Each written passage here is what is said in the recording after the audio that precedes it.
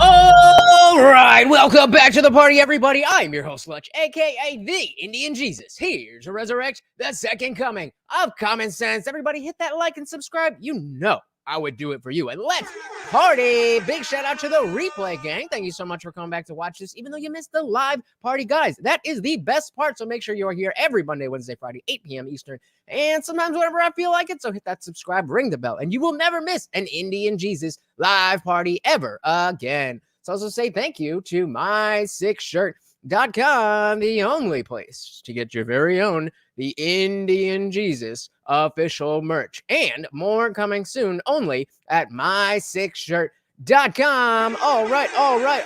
What is good? We got Jay in the building. What is good? He says, here's the thing, guys. I can dish it, but I can't take it. All right. I will keep that in mind. Welcome. So, as you may have seen from the thumbnail, our reigning middleweight champion of the UFC, Sean Strickland, was on Theo Von's this past weekend podcast. And despite the, what we know of Sean Strickland, this man broke down in tears. But it was nothing that I would say is bad in any way. And I want to show you this, guys, specifically because Sean Strickland has made a name off of being the all-American badass, I'll fight anybody, all this stuff. But yet he's still a masculine man crying on camera. So I know some of you are just going to want to jump right in. So I got a clip of the main part. And then if you'll stick with me, then we'll go through the whole thing. As always, guys, if you cannot hear the video. Right now, life is good. I got money. Oh, too fast. If you cannot hear the video, please do let me know. Right now, life is good. I got money. I got a belt, dude. Everything is good. But like, you couldn't pay me to go fucking relive my life. Like, you said, hey, Sean, you want to go hit the restart button? Like, fuck you. Really? Fuck no. But what if you got to a place one day where you were able to, like, I thought he was saying, like, hell yeah, I want to go back and change things. But I guess if there's nothing you can change, then definitely don't want to go back. Shout out to Rhett in Action. Welcome to the party. Another awesome budding YouTuber here. Just drop the link to his channel in the chat. Please go check him out. Welcome. Like, because at a certain point, I think, like, people from a tough environment become inspirations for people from a tough environment, you know? Oh yeah. No, I mean, I get guys like, will call me crying. Yeah. I mean, I've heard some of the shit you've got, man. You get some crazy shit too, dude. Yeah. We get. Yeah. If you're not familiar with Theo Von's podcast, when he doesn't have a guest and he just does like his solo thing, he'll have people that, like, there's a hotline or whatever where you can call and leave a message and people will tell their entire story knowing that Theo has gone through some real ish. Some guys that have been through a lot of stuff, dude, and the guys that are perverts, everything. Really, that guy? That's me. Oh my God, dude. This is you before the dude, because you had your motorcycle accident. Yeah. You think after your motorcycle accident, you became a different guy, you think? So I was younger. I was like a pseudo white supremacist. Huh?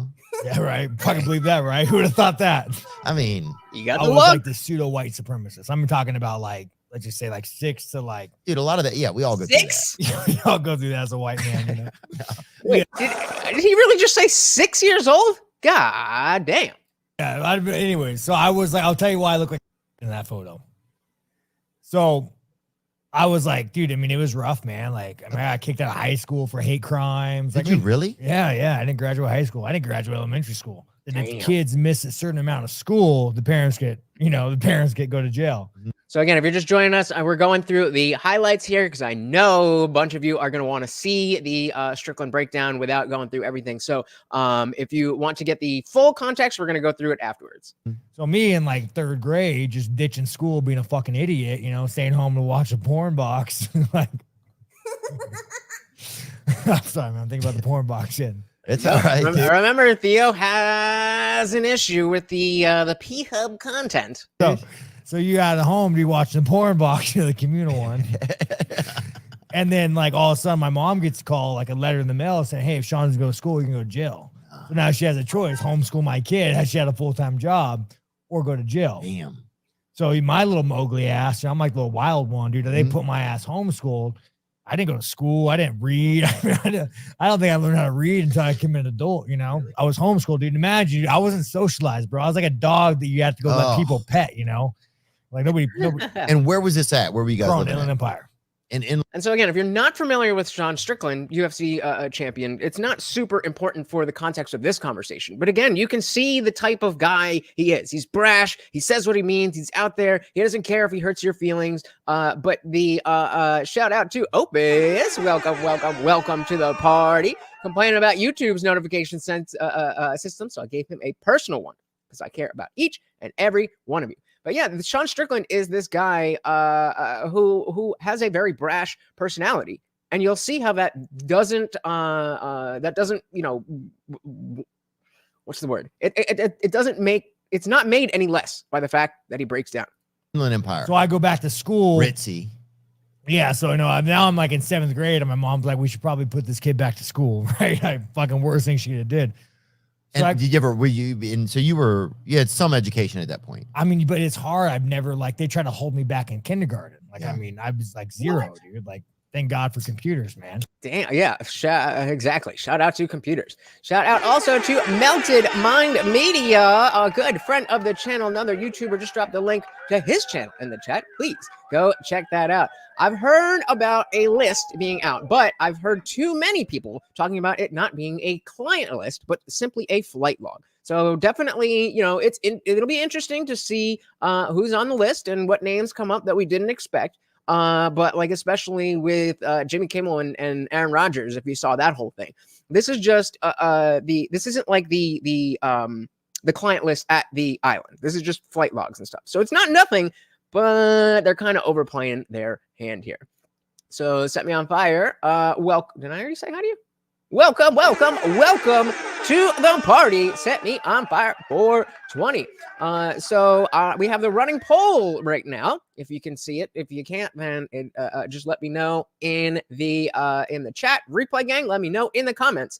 Can masculinity be a bad thing? Yes or no? Can masculinity be a bad thing? Set Me on Fire said there's no such thing as toxic masculinity, as social media has made it cool to use the word misogynistic. In fact, more masculinity is needed more than ever these days to make society based and stable. I completely agree with you. I don't think that toxic masculinity exists. I think that what we see is men acting in ways that is a lack of masculinity.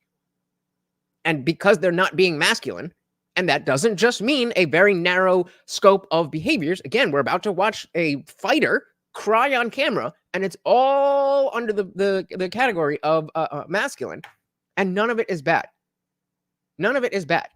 If it is bad, in my personal opinion, then it's not masculinity. Oba says it's neither. It's a list of people involved in a defamation case. Oh, really? Oh, okay. Yeah. All right. So even lesser with the Epstein list. Yeah. I mean, a lot of people were talking about that, and we'll cover it when there's something to cover. But yeah. Zippy the Strange. Welcome to the party. So too much of anything is bad unless it is zippy. More zippy means your mind will turn to mush and you feel no pain no more. Well, even if we're gonna say too much of anything is bad, is too much euphoria a bad thing? Is too much peace a bad thing? Like, there are things that are good, and if it's not, I don't know how you can be too masculine. But I take your point.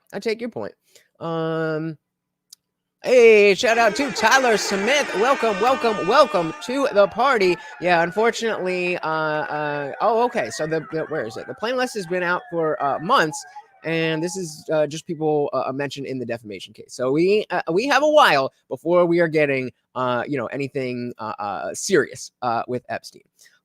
Speaking of which, let's keep it. That is not masculinity. That is a perfect example of what somebody would call toxic masculinity, using your power. No, that's not masculine. It is not masculine to abuse the power that you have.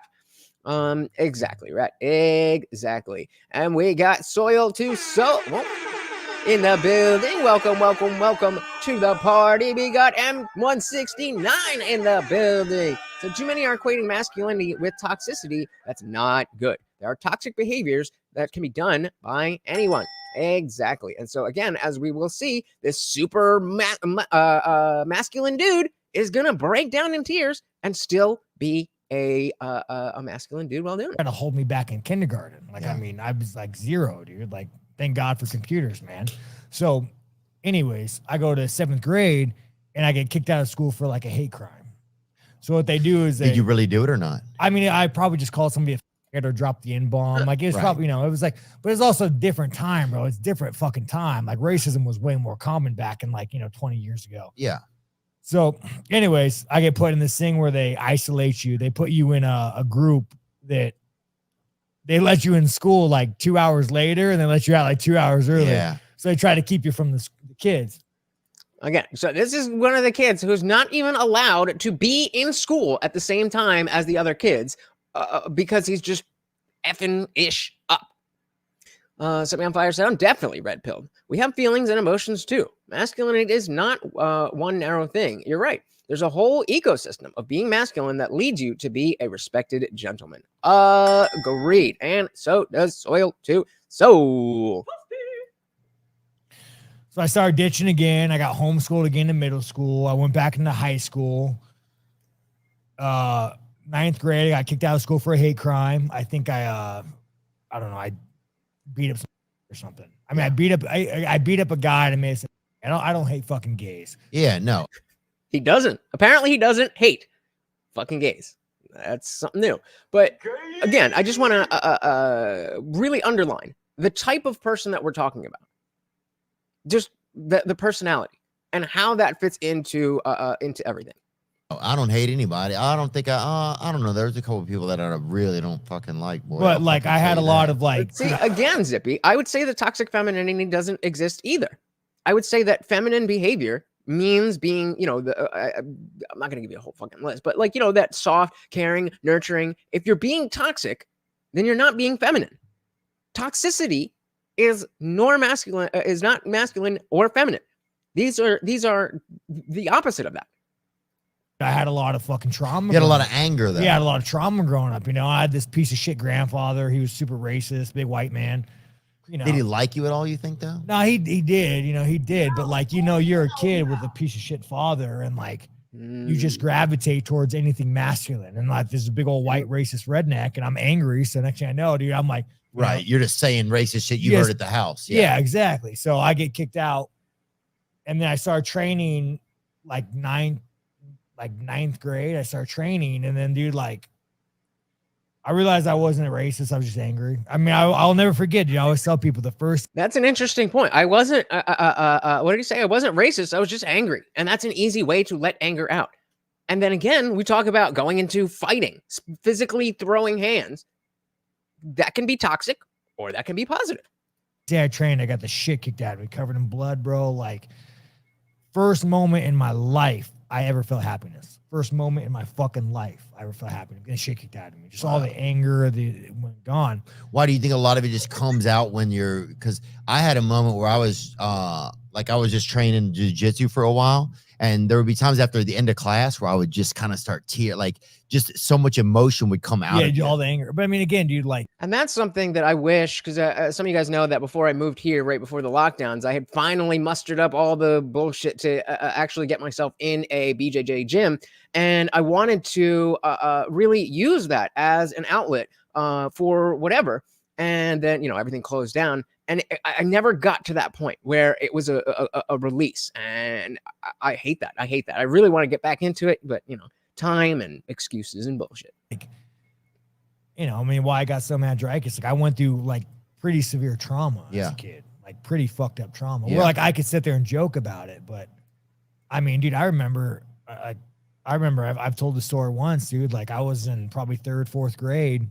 All right, here we go. Everybody who is just here for Sean Strickland crying, there you go. And fuck, man. I used to always sleep in my mom's room because I thought my dad was gonna kill my mom. So like I would like sleep by the door. I'd sleep To under. make sure she was all right. Yeah, I'd sleep under the bed. You know, I'd sleep by the door because I thought my dad was gonna kill my mom. So like, Jesus. one day, dude, it was so fucked up. Like it was just got a bad fight, like 3rd, 4th grade, and my dad's like, "Fuck that! He's not sleeping. He's not sleeping here tonight. He's not like kick him out." And so I like army crawl under the bed. And I'm sleeping under the bed, right? Under the bed? I'm like laying on the bed, like just laying underneath the bed, like as they're fighting. Cause I think my dad's going to kill my mom. Wow. He was that violent? I mean, imagine. And some of you don't have to imagine. Luckily, I am in the position where I have to imagine something like this. But this is, you know, not something that he goes around crying about. Well, I'm so oppressed and I have this and I have that. No, he goes out and does what he has to do despite all of this going on. Despite all of this happening in his household with his parents. As we said, femininity and masculinity are just a set of colors to one's behavior. Feminism is mind fuckery that destroys lives. Definitely agree on that one. Yeah, he's just a coward, you know? So anyways, like, I mean, we had like dogs, you know, or white trash and the house was like flea infested. You have a dog under there with you? No dog was there with me. But I remember laying under the bed and like fleas were just like jumping all over me, you know? And I'm like, and I think there might have been like a dildo next to me. I shit you not, dude. Oh man, So that picture- sucks. We had this kind of like orange looking carpet. So picture like me, like 3rd, 4th grade. Yeah. And he's laughing about this, but this is not funny. This is, what did you say, 3rd, 4th grade? You're hiding under your parents' bed because you think, and I guess no, that your mom could die. But yeah, please tell me more about how you've gone through trauma because you're undiagnosed ADHD or some shit. Brett said, I feel bad for people with abusive parents because they always have to worry about the worst thing, a minor inconvenience. Oh, yeah, meaning that like any little thing can set your parents off. Yeah, definitely. I mean, I certainly did not have that level of, I wouldn't call it abuse. I am not in favor of corporal punishment. I was definitely beat as a kid. But yeah, you know, it would just like that. You have no idea when it's coming. Laying under a bed, fleas jumping all over me. There's a fucking like dildo next to me. Yeah, it sounds like a Japanese game Like show. who puts a dildo underneath the bed, but it's not sanitary. Put it in like put it in your fucking drawer. Yeah, they put it in a drawer that Put has in a a bunch of gum and coins in it. Under the bed. The fleas are the vibration. See, save money on a vibrator by letting the fleas do the work for you. So feminism is far more than the nasty third-rate feminism we are in now. Yeah. So it said he's learned to deal with it through laughter, but yeah, definitely not funny. These are reasons that we have dark humor as a whole genre. Exactly. Please. Yeah, dude. So Damn, anyways, that's scary. So dude. anyways, my dad gets on top of my mom. She says, like, I remember he said, like, I'm gonna kill you. I'm gonna fucking kill you tonight. Maybe it's just rough sex. We don't know at this moment, right? And you were under the bed? I'm under the bed. So he starts strangling her, and I get it. I see as a guitar. I just fucking crack him in the head, call the cops. And then I run down the street, calls the cop, gets arrested. My dumbass mom bailed him out of jail. Oh. But it's like, I mean, even that, like, I mean, that was like, I wouldn't even say that's the tip of the iceberg. Right. I mean, I remember You can see it already. like being a little kid. So I would always miss school because my dad would get home drunk, start drinking at like 6. He would get home at like 7 and like just be up until like 3 a.m, just like tell my mom, tell my mom she's a whore, he's gonna kill her. Like, and I remember I used to like, What a loser, huh? Oh, it's hard to say that about your dad. no, he but died. that's fucking lame. He's shit. He died of cancer. But anyways, He's dying of cancer now? yeah, he died of cancer. Yeah, fucking hell. Probably from the hate inside of him building up. Yeah. I hate to say that. He was just drunk. That's a good point. I mean, that's certainly not scientific in as much as we would say, but that's a very astute observation that, all this hate inside, it's got to go somewhere, and it turns into cancer. Again, not scientific, but just I love the way Theo thinks about things. Drugs, dude, lots of drugs, pain pills. Why I don't do drugs? So I remember like I used to sit there and just kind of like hug my mom's leg in the kitchen. Mm-hmm. You know, like we had this little nook, and she would like go in the nook, and I would just sit there like all night long, by like the feet of my mom, and my dad like, oh, I'm gonna fucking kill you and this and that. And I'll never forget, like he would talk about like burning her face with acid. And mind you, I'm in elementary school. I'm in elementary school, right? So like, And there's levels to this shit. Some of you had parents who fought a lot. Some of you had abusive parents. Some of you maybe have worse stories than this. But we're all our own people, and we all have our own experience. And that's all we know is our own experience. That's very, very unique, and how the human mind allows you to survive through that. Something on Fire said, growing up getting the belt when getting into bad shit was the best thing that could have ever taught me discipline.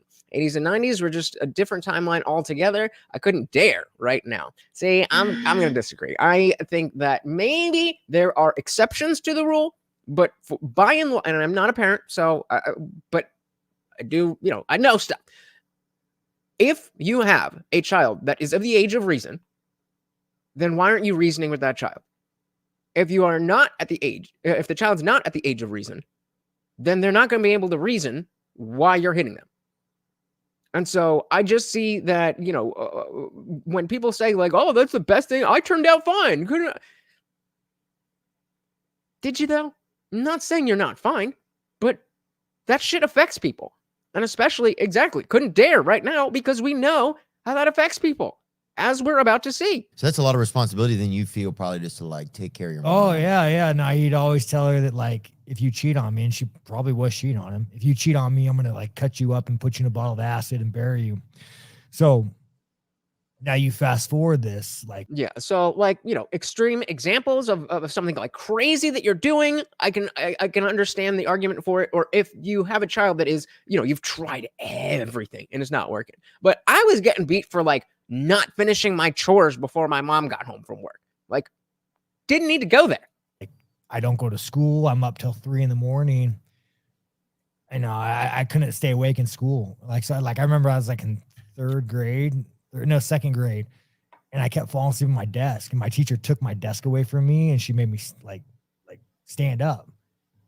And so I'm like, fuck you, being a still kid. I just went and fell asleep on the ground. And mind you, like, the school system's like, oh, Sean, like, he's just a bad kid. They don't realize I'm up till 3 o'clock in the morning. Like, late. I mean, fuck, dude. I remember. Yeah, I mean, the way that, again, like you're saying, set me on fire. Things are definitely different from the 80s and 90s. And I think that even though I think specifically millennial parents have gotten way, way, way too lenient, I still am very on corporal punishment.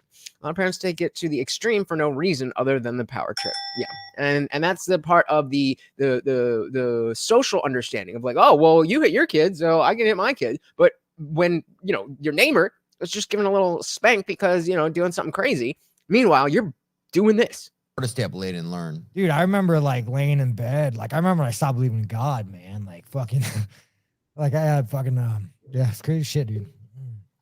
Crazy shit, man. Yeah. It's okay, man. And he's even got to laugh as he realizes, oh, I can't hide this crying. I'm crying and I can't hide it. So I got to laugh. I got to take a sip. Crazy shit, man. Yeah. It's okay, man. It's a lot of that sad, dude. I used to be scared at night. Like, I used to stand up. Like, I heard when I was a kid that, like, if you peed around like, animals could pee somewhere that other animals wouldn't come. You know what I'm talking about? Again, I love Theo. That he can sense that, oh, this is a moment where I need to come in and lighten the load without undercutting the story that I've just been told. That is not an easy thing to do. That is like therapy level stuff. Being in therapy, like this is the kind of stuff that I learned in my later psychology courses in college. You know what I'm talking about? Huh? Yeah, man. Have you ever heard that? Yeah, I'm sorry, bud. So, man.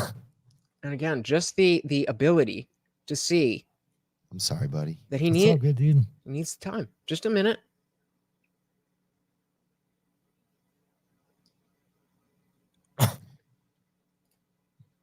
We don't have to talk, man. I can just sit here with you for a minute. We don't have to talk. I can just sit here with you for a minute. What part of this is not masculine?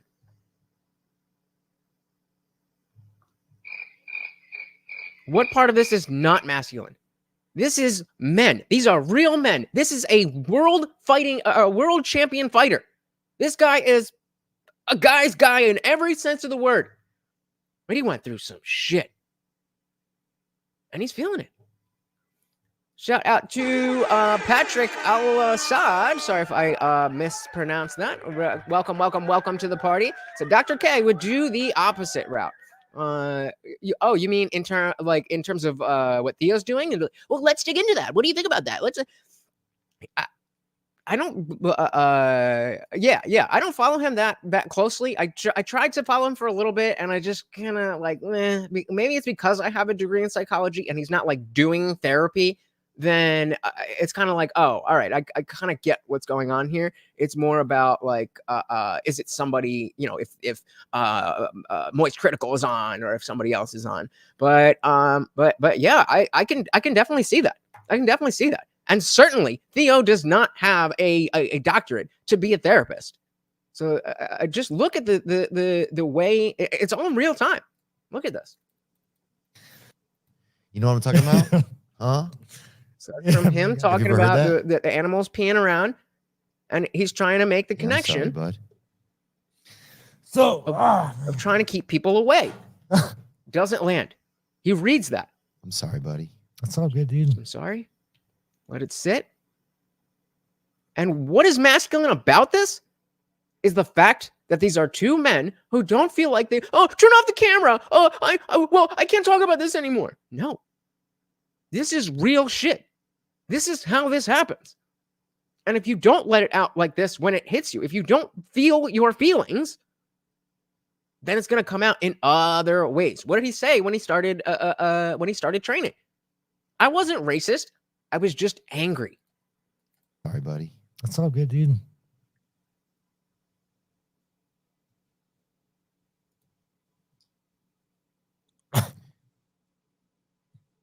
We don't have to talk, man. I can just sit here with you for a minute. Oh, fuck. Oh, fuck. 6 seconds.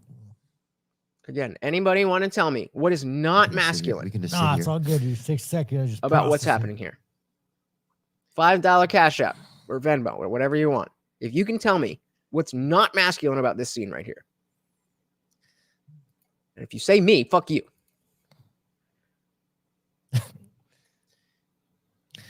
I think.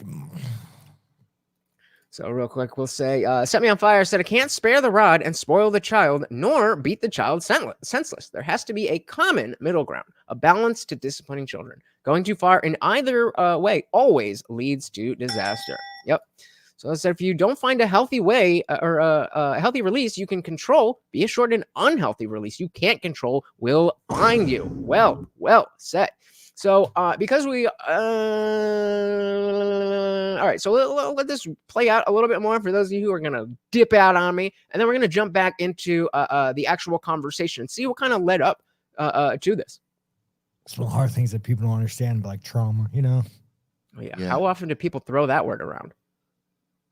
I'm like, trauma from getting a bad grade.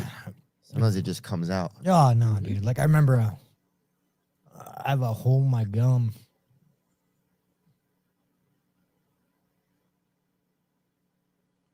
And again, Theo doing a great job. Yeah, take your time, man.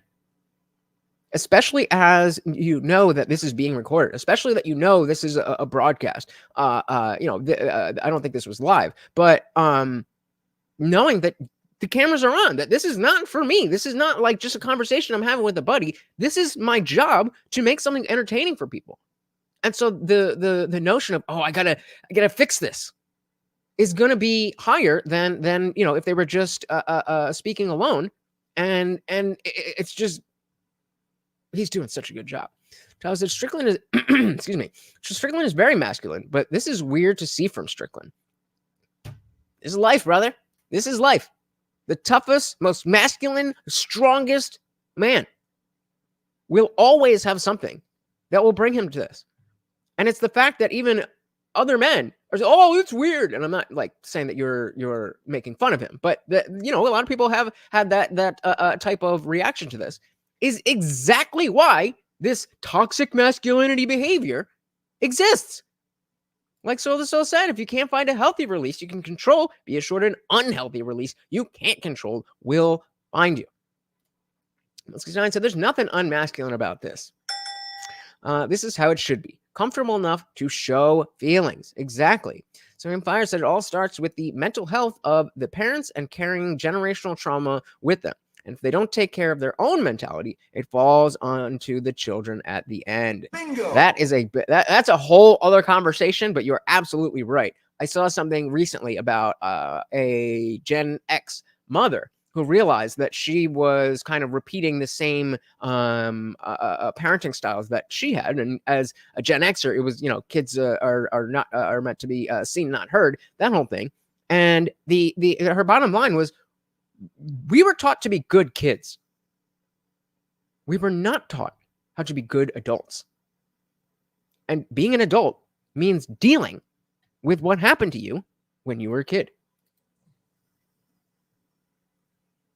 So he said, I have a hole in my gum. Yeah, when I was a kid, I used to scratch my gum and I have a hole in my gum. Just from being nervous and stuff? Nah, just anxiety, Yeah.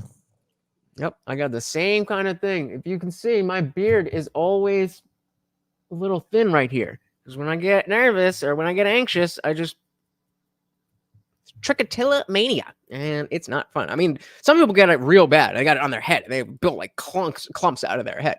But stuff happens, and the body will like exactly what Soil said. That's an unhealthy release that he couldn't control.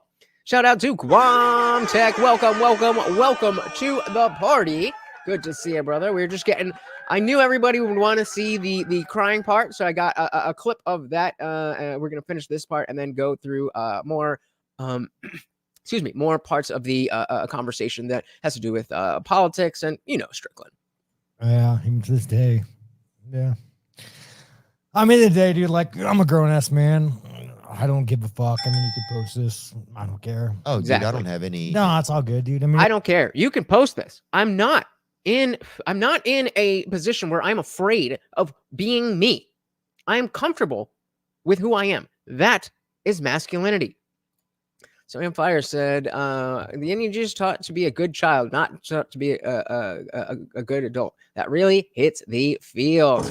Yeah, I can't take credit for it. I wish I remembered who it was that said it, but I heard it on TikTok, and I was like, God damn. I was even going to send it to my dad to just be like, I'm not trying to throw shade, but understand this. And I was just like, I think that's a little too pointed. Well, maybe I'll work it into conversation somewhere. All right. So, this is actually, let me just see if it goes on a little bit further. It is what it is, dude. Like, it is what it is. Like, people understand. Like, I think this is pretty much when I talk about, like, oh, I'd kill a man. It's like, you don't understand, dude. Like, you go through that level of trauma, like, you just view the world differently, So it's like, I have a hole in my gum because I'd have so much anxiety as a kid, and I would just scratch my gum until just blood, and you're in pre-elementary school, you don't know why you're doing it. Yeah Fucking A. Yeah. From a young age. I mean, I was 11 the first time I thought about not wanting to be alive anymore. I didn't know what the S word, I didn't know what that was, but my circumstances, I was 11 years old and I was like, I don't want to do this anymore. I remember you don't even know what it is when you're a kid. When you're really talking about suicide, like being a little kid, like laying in bed, like just I don't want to be here anymore. I'm done with this shit. Yep. Like there can't be a God. It makes me sad. Yeah, it's fucked up, dude. No, it just makes me sad that a kid has to feel that way, Yeah, so like any kid. Whenever Dreykus goes on there and like, all right, so now they're moving on to some other stuff here. So we're gonna back up a little bit, and again, the whole podcast is almost 2 hours, so we're not gonna get through the whole thing. But I found a spot. Let me think about it. So the world's getting solved. So we're moving back. We are now only 17 minutes into this conversation, and what we saw before was very near the end. So this is all what has led up to it. So if you're just here for the crying, I hope you were satisfied. But for the real ones, let's party. Okay, we'll talk about last night. Okay. Right? You get this fucking Dreykus. Again, if you're not familiar with UFC, there was a fight in the crowd. These two guys fought in the crowd, not in the cage, in the crowd. And like, we live in this world now where people just could say whatever the fuck they want. And I don't think that helps people get like hard, right? Yeah. So it's like, he missed a word there. What he means is anybody can say, like, it's good that anybody can say what they want. What he means is that anybody can say what they want without any consequences. I could go online right now, I go on the interwebs, and I could start telling you, go fuck yourself, fuck your mother, fuck your girlfriend, fuck you. How dare you? And any kind of recourse that you do, you'll get in trouble for. Like right now, I mean, you don't got a girlfriend or anything, right? Like you got a girlfriend? I don't have a girlfriend, but I met your girlfriend at the slap fight. Yeah, a really sweet girl, right? But let's just say right now you had a girlfriend or somebody you loved. I can get up right now and be like, hey, you know, blah, blah, blah. She's a whore, this and that. And you technically can't do anything to me. And if you do something to me, you will go to prison. Right. Like, how do you? That's interesting. But like, dude, we didn't. I said, shit, me too. I used to be a huge football fan. And then once I found MMA, I was just like, there is, UFC is not actually a sport, but yeah, I know what you mean. But there was just nothing else. Like, nothing else can give the level of excitement as well as the level of sheer narrative entertainment. The only thing that can match it maybe closely for some people would be wrestling, but that's all scripted. This shit's all real. You can't write a story like Sean Strickland. We weren't always like that. Oh, that needs to be the case. Oh, fuck no. If you said something you had, if Twitter was in real life, you'd fucking die. But you were celebrated. I mean, you know, take Andrew Jackson, for instance, one of the greatest presidents we ever had. You know, he had some weird shit with the Indians, but we don't. Different time, you guys. Different. Put a 1 in the chat if you are a fan of Andrew Jackson, and put a 2 if you think he is horrible. Fucking time. yeah. But, you know, this man killed a man because he implied his wife was a whore. Just the pure implication of your wife is a whore. He killed this man. One of the greatest men of our fucking time. And now it's like, you know, the government is like slowly just took the nuts away from men. Yup. You know, and again, the point that he's making is not that, oh yeah, we should go out and kill anybody. But it's like, that was one extreme. And now we've gone way over to the other extreme. And extremes are never good. So because sports have become too safe and overregulated, what's the point of paying them millions? Yeah, I tend to agree. Like, basketball was the first sport that I was never a fan. I was never a sports ball fan. My parents, if at all, would watch like cricket or tennis. But you know, growing up in America, like, you learn sports, you hang out with other people and whatever. But I think basketball was the first one where I was like, why? Like, every little thing is a foul. Like, you touch the jersey and it's a foul. Like, are we men or are we children? And baseball, I always found boring. I know that I don't understand enough about it, and if I did, that I'd probably find it very entertaining. But I just don't. And then football, definitely. The NFL football that we have now is very different from when I picked it up in 8th grade, because my my first girlfriend, her whole family were huge New York Jets and Mets fans. Could have picked better teams, but so I was a Jets fan for a long time. And you guys saw my 3-1 for March 1st for Akon with my my Jets jersey. So I like to call wrestling soap operas for guys. I mean, UFC is no different. Like, literally, the only difference in the fact that it's a soap opera with wrestling and MMA is that there's no scripted storylines, or at least, you know, there might be some bullshit, but you know what we mean. Zippy's not a fan of Jackson, and 169 said I'll split the difference. Okay. So Amplifier, so these days with all the woke bullish, you have trans women fighting women and trans men versus men. Stupid. Yup. Guante said, just literally took a walk to help me figure out why I'm not living up to my potential recently. Came to the conclusion that as much as I live up to other standards, I don't believe in myself too. Well, that again, that is something that we might. If you tell that to somebody who is finishing up, like to live up on my own. A real man says what he means and means what he says. Exactly. And this could be taken as Like, this could be taken as an ick. Like, ew, oh, I don't like it. He's too, like, feely. Like, up in his feels. Like, I don't like that. But we're people. We're people. And if we can't understand how to exist as people because some other people want us to be not human, if you don't have emotions, you're not human, then you that's a standard nobody can live up to. Shout out to Captain Gooby. Welcome to the party. Already caught this one and enjoyed it, so I hope you guys will as well. Welcome. We also got Mike W in the building. Said 1, judge him in the time he lived. I think that's, in terms of Andrew Jackson, that seems to be a good way to go about things. You have to put things, like he said, racism was different in the 90s. And times were very different with Andrew Jackson. Guys, can I ask you real quick, just give me 3 more likes. I would be so happy. Thank you very, very much. That says UFC runs the same model as the WWE, but the fights aren't scripted. Bingo. Yeah, I mean, even if the acting in WWE or any of these or wrestling organizations was good, like, movies are scripted, TV shows are scripted, but I love that shit. It's just it's not. I'm very aware that I'm watching a fake thing. That doesn't happen with UFC. So, like, gang.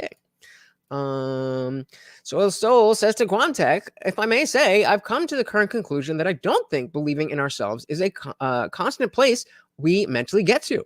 I think it's something we're always working on. Interesting. So yeah, maybe that is not something that you reach a goal, but it's a process that you continue. Very, very astute. So Beyond Fire said, I feel the same way, Guamtech, as far as not living up to my own potential as compared to living up to everyone else's. Yeah, man, it is tough. And again, just sharing that. Now you see that other people here are feeling the same way, that you're not falling behind in life because you feel that this way. Not that it makes it go away, but it changes the framing. So it's okay. I'm feeling this and I don't like this feeling, but it's just a feeling. And I can do what I need to do to work on it. The government is like slowly just took the nuts away from men. Like even like, so. Yeah, I agree with you, man. I think it's like, when's the last time that you got like, I was actually thinking about just playing the clip thing that we watched before for the people who just wanted to see that, and then going over to check if anything happened with the list. But it was right before this. I watched Tim say, like, it's not the client list, it's just the defamation, whatever. Push to a point to where you're like, I'd like to fuck this man up. Do you remember that off the top of your head? yeah. Yup. Tell us. When's the last time? Probably 1 month ago, maybe. What happened? My boss for me. I was like, fuck that motherfucker. Oh, Trying to bullshit. I had, somebody that's just that I was working with that just fucked something up so bad, Yeah. and I was like, you know what? I would like to abuse this guy. Like to abuse him a little bit. Abuse him. Yeah. A little So, bit of a little abuse. different, but I'm saying like, so you take Dreykus, we get in this. So that so this guy is Dreykus Duplessis. And again, we have Sean Strickland, the champion over here. This is one of the press conferences, and they were, they were jabbing back and forth the entire point of these press conferences. But Dreykus, the guy over here, they were, again, jabbing back and forth, and all in good fun, all for the entertainment, whatever. And I don't know how much they're actually going to show, but he goes, and it's like, well, at least my dad didn't abuse me, or some, like, wild shit like that. Opus said a guest probably said something they might have gotten a strike for, so they probably ended it, and Tim took it down himself. Womp, womp, womp. Oh, wait, I forgot I have that. Guamtech said, thanks, everyone. It's constantly work in progress, but I had to be real with myself first to move anywhere of value. Little wins compound to big wins, even more than little losses compound. That's a bar. Let's drink to that.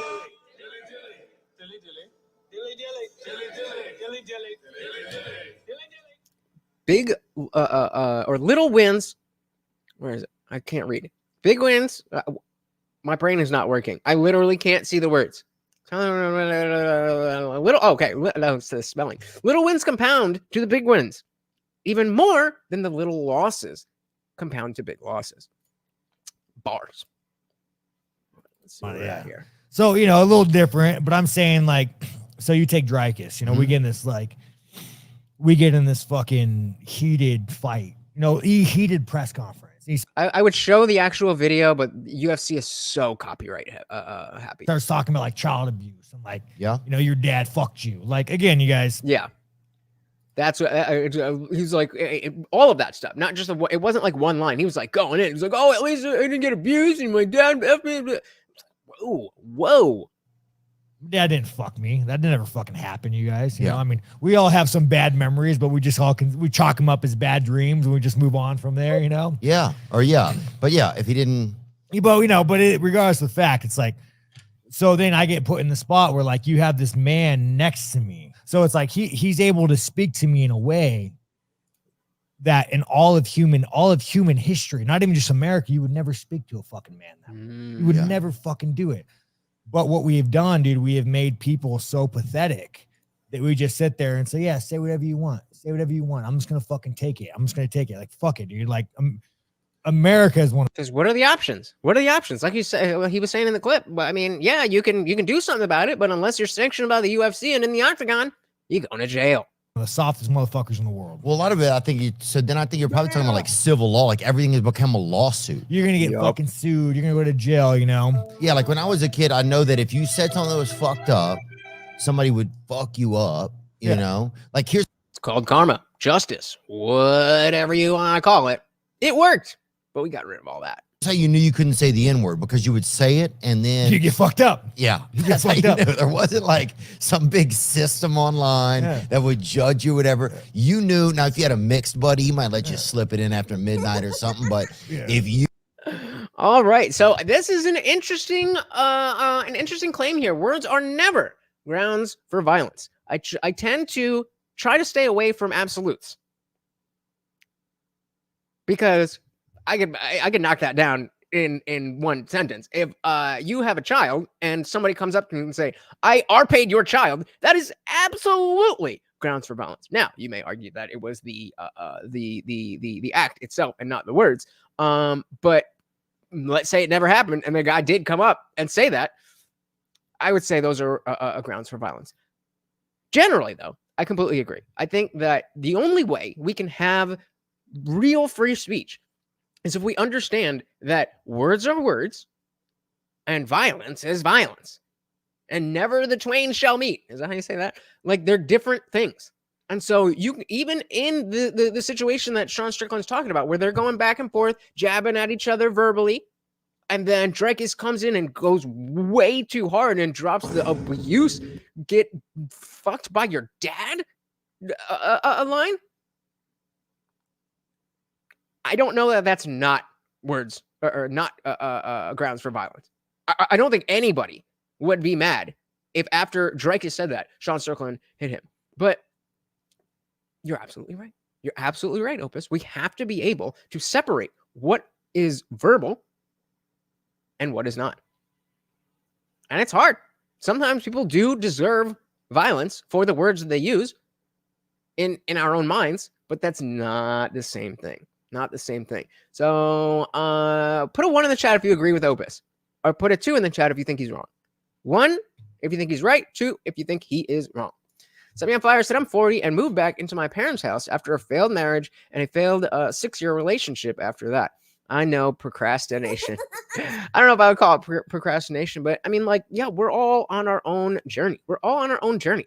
Like, it's shit happens. You know, my with the neighbor that I had on the phone the other day that was talking about the dog bite. Her daughter just went through a divorce as well, and you know, the issue with the dog being there, and it's not her dog, it was his dog, all that kind of stuff. That's life, man. It's all right. We're doing all right. We're doing all right. Shout out to Animal Instinct. Welcome to the party. Disagrees with Opus. Says that words are never grounds for violence, as does Guantech. So why do we think that and M169? So we got a lot of disagreement. So let me know, guys, why do you disagree with this statement? We got Set Me on Fire in there too. Still love you, Opus. I don't know. Hey, shout out to Trey Williams. Just me and Trey on Opus's side. At the end of the day, I do agree that words are never a justification for violence. So the soul said, I would agree with the nuance you added to Opus's statement, but generally speaking, words are not grounds for violence. I think there are exceptions, even if few. And again, yes, but as we always say, the exception does not break the rule. It, in fact, makes the rule. Opus said, if someone is able to push you to violence with words, then they have already won. We got a comment of the night. Dilly to that. If someone is able to push you to violence with words, then they have already won. Think about the last show that we did when we had that guy, MC, whatever, coming up talking all that racist stuff. And some people were like, whoa. Whereas I'm willing to have the discussion. Stop trying to win and just have the conversation. You knew, now if you had a mixed buddy, he might let you slip it in after midnight or something, but if you were just every now and then there might be a phrase that you say, you're like, oh shit, my bad. Yeah, like, hey, let me, hey, look. Give me a sign and pass on that one. Yeah. Hey, man, it's leap year. Let me get one in. I'm at this press conference with Cunt, right? And he's like talking about like child molestation, child abuse. Yeah, I saw it. Yeah, like, and here I am, dude. Like now I'm in this weird position where I can't defend myself. Cause say I'm like, hey, fuck you, man. Like my dad never fucked me, but I'm gonna come put if I would have followed up with it, now what am I doing? I'm pretty much saying that like what you said by joking about like being abused or molested. Like I'm somehow a weaker man for that. The fact that again didn't happen to me, but if it did happen to me, I'm a weaker man. Bingo. Shout out to Virgil. Welcome to the party over on Facebook. Good Jesus Christ, you are here. Indeed, I am here. Thank you for the heart. Very, very much appreciated. Welcome. Hey, we also got Indie Film. What is good? So words are never an excuse for violence. But again, then we get back to the exact same. That's exactly what Opus said. So I would, if you're going to use these absolute terms, then you need to caveat them, because it's just you're just setting up the opportunity for somebody to say, oh, you're wrong, because there are exactly, we all agree that there are exceptions. Again, if you didn't know what was true, but somebody walked up to you and told you that they are paid your child, that wouldn't be an excuse for violence. Call me crazy and deranged, but I would definitely, I would definitely understand it. Hey, we got MN69 changing my vote to agree with Opus. It shouldn't be a first resort. Yes. Well said, guys. Well said. A weaker man for that. The fact that again didn't happen to me, but if it did happen to me, I'm a weaker man. So by me being defensive and like clapping back and going back, now it's like there's some things that were off limits. You don't really talk about a man's wife. Yeah. You don't really, you don't talk about a man's wife. You don't talk about a man's kids. And you don't. So any film is still staying strong with the excuse for violence. And so are you saying that, because we have we have the legal understanding and the personal understanding. I think I think that we would all be in the position of understanding on a personal level if somebody came up to a dad and said, hey, I are paid your child. And he's like, what? Like, I think we'd all on a personal level understand that. I think we also, especially if it wasn't true, I think we would also be in favor of like, hey, dude, I get it, but you're arrested for that. Like you can't do that. Trey says, I disagree. I was raised on, there are things you just don't say to people, and people use that saying words. People use that saying words aren't an excuse for violence to be complete assholes and get away with it. Yeah, that's exactly what Strickland is saying here. Well, like I said, words can cause someone to become violent against you. You have to be willing to defend yourself. Violence is in defense only. Yeah, I think there's very, especially in a modern setting where we have the legal system, there's so so few instances where it's even on a personal level understandable to initiate violence. Like, that was a crazy thing about your child getting art. That's the degree of extreme it needs to be for it to even be understandable. So this is extremely important because we live in an age when words and emotions are being weaponized like no time before in living memory. Bingo. Well said. Yep. Versus have been voting no Monica Lewinsky if she's running. What? Neil said, here's the problem. If you say some words can be an excuse for violence, then it comes down to who decides what words are an excuse for violence. So does that mean that you can punch somebody in the face because they're, I mean, you can type the words. You don't have to worry about me. But so no, of course. But so that's again where we're splitting. Are we talking legally or are we talking on a personal level of what you understand? On a personal level, there are situations where I would understand if somebody called you an asshole, if somebody's in your face, oh, you fucking asshole, you're fucking. Yeah, I would not find it unreasonable for that person to retaliate. I also would say, like, I mean, I'm not mad at what you did, but you broke the law and you gotta go to jail. Like, that's what it is. So which framing are we looking at that from? Oh. You don't really, you don't talk about a man's wife, you don't talk about a man's kids, and you don't talk about like fucking a kid being abused. These things were all off limits. And dude, like once he crossed that, it was like, and so was that. And so that's what Indie Film is saying, is that, as somebody who is a brash, offensive talker like Strickland, how do you determine, like, oh, I can say all the things that I want to say, like Jay was saying in the very beginning. I only say everything I want to say, but there's certain things that you can't say to me. And I won't say those things to you too, but I didn't let you know that I have that line there. You know what I mean? It's a little like playing both sides. M69 said he's about to go Jim Crochet. You don't mess around with Jim. It's a song. Look it up. All right. I guess we're going to look it up. Jim Crochet.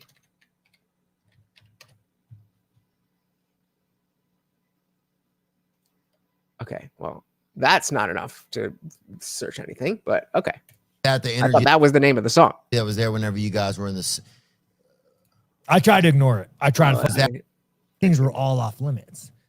And dude, like once he crossed that, it was like, And so was that the energy that was there whenever you guys were in this?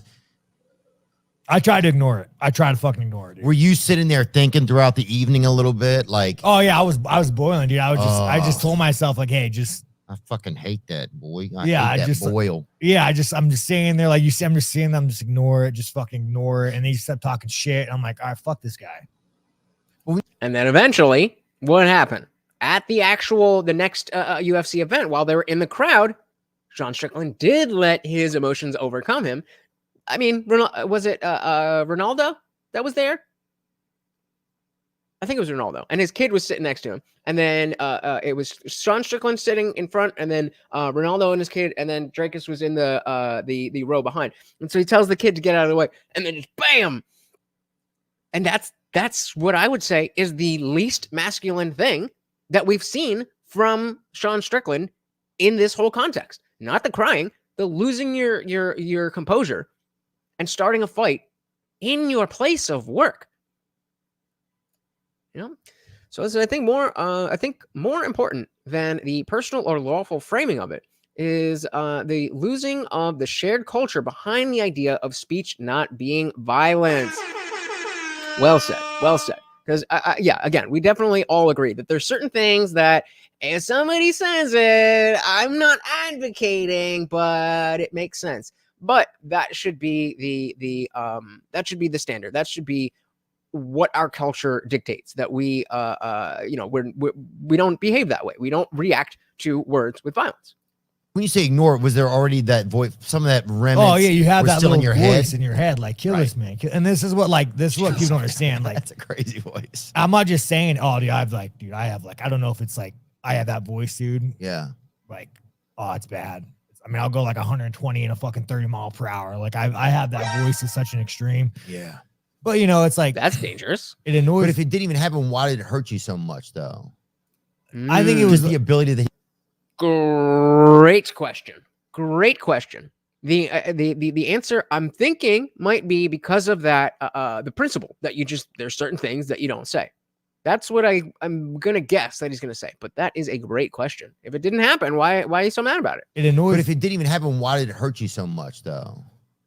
I think it was Just the ability that he can say it, that people can say the it. fact that you can say that with impunity, and then it's kind of a weird situation, man. Because like I got a big deep fan base. Sorry, I love that button. Oh, I love that button. Oh, I love that button, guys. We do have. I know you don't see Marty here, but he is right in my lap, and we've got the duck recipe ready for him. He is awaiting. And like we all got fucked up. We've all gone. Most of us have gone through shit. Right. I mean, I could tell you how many guys do I know that have been molested. I know a lot. Oh yeah. I know a lot of a lot of men who've been molested. Oh, I guess maybe through being the guy who is out there talking about his trauma. They were talking before about how people will call him crying. Maybe that is the context. I know more women who talk about it, but I know a lot of guys and 2 a.m. hits, you're just bullshitting with them like, hey man, Sean, like when I was this age, this happened. It's like, fuck, dude. I know. Yeah, my bad, dude. So to have this fucking cunt like make a joke about that. Yeah. But but this is the issue, dude, man. Like back in the day, like there were some repercussions. There still would be. There would still be if Dreykus, like again, like and maybe just generally touch a nerve that it's like just about like kids being abused, that kind of shit. I feel you, dude. There's some things that people could say, but there's so many like, dude. That's a good point. There's and I think that is what created this the actual fight between Dreykus and Sean Strickland is that like having this mentality that, oh, you don't say those things. I'm saying crazy shit, but I've made this arbitrary line and I'm not going to cross it. But because you've crossed my arbitrary line, now I'm justified in hitting you. Not down with that. It's the specific exceptions that we would say. Again, if you're a parent and somebody comes up to you and tells you that they are paid your child, I am not going to bat an eye if you get violent. Am I saying that that's correct and right and whatever? No. But it ain't that wrong either. Shout out to Indie Film with the 650 super chat. Thank you so much.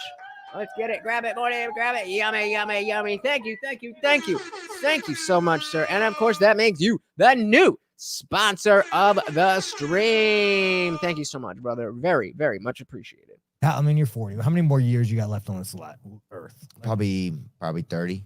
36. I mean, 30 if you're lucky, dude. I mean, you know what I'm saying? Like, dude, I'm fucking doing pretty good. I got a low blood pressure or whatever, but other than that, I'm fucking doing good. I mean, you never know, dude. Okay, let's just say even 20.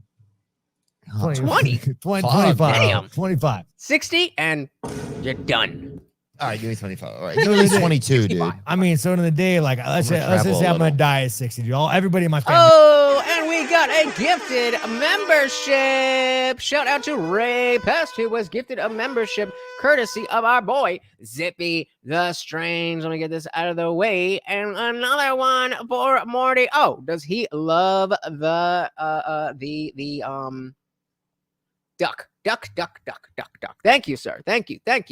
So much, making you the new co-sponsor of the stream. We died young, right? So I got like 30 years. I can see that. I got like 30 years left. And you motorcycle too, don't you? Oh yeah, I go hard too. Oh yeah, dude. I go hard. Bro, you guys are the organ donors usually. Yeah, for sure, dude. Oh yeah, I mean, I woke up. I mean, oh my god, my knees. Oh my god, the fact that Akon died in a in a motorcycle accident and was an organ donor.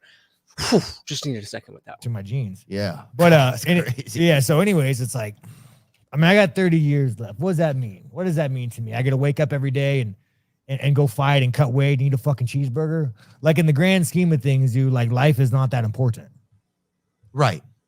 Well, so what I agree. I think when you die, like you're just like all you care about, all the only things you feel about, like even from like using DMT and stuff, you have that moment of what it feels like when you die and you don't remember any of life. All you remember is the feeling. Religious, man? Do you think you're going to go somewhere when you die? I believe that you go back into the universe. I think I'm down with that. I was expecting a way more like stereotypical type of religious answer. You'll go back into the universe Exactly. Energy is not created or destroyed. You just drift off into whatever else. And he says, what if, unknown to you, a mentally handicapped, so someone who is mentally handicapped, but you are not aware of it, if they say that they are paid your child, it's still like, again, you wouldn't know, so that wouldn't change the factor. I would assume that you'd feel bad afterwards, assuming that it didn't happen. But just don't. That's probably not a good thing to say. Like, I think this is the exception. If we're going to make any exception to where words can come to violence, I think speaking that you are paid somebody's child, whether or not is true, whether or not you, especially if you don't know that they are mentally handicapped. I mean, exceptions make the rule. Exceptions make the rule. So I definitely think that it's not good, but keep an eye on your handicapped man if you don't want to get beat up. I would never do it. Jesus Christ. Come on, Merchant. So let's said, damn, I was going to say that about energy and you beat me to it. Got him. So he says, if you know the circumstance, you tend to be able to handle the situation better. Well, yeah, but that's what he's asking, is that if my situation of some guy just walks up to you as a parent and says, I are paid your child. But like, how do you react to that? Like, what?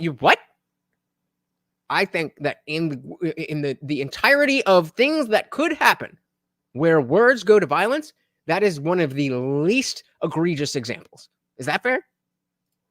Context says words and violence are subject to the same rules as most other things. The contexts are shades of gray. Agreed. I think the Lord could be over there. I think I'm sure Jesus and some of the other deities are milling around, Man. I'm sure they're in the locker room, kind of like, oh, we got to get back out there. Sunday's coming up, JC. Yeah, see, I think whenever that brain goes off, you just darkness, bro. Just darkness. Nah, man. Why not? What would make you think that it's any different? That you have a life before your life, you didn't have an experience. What makes you think that after your life, you would have an experience?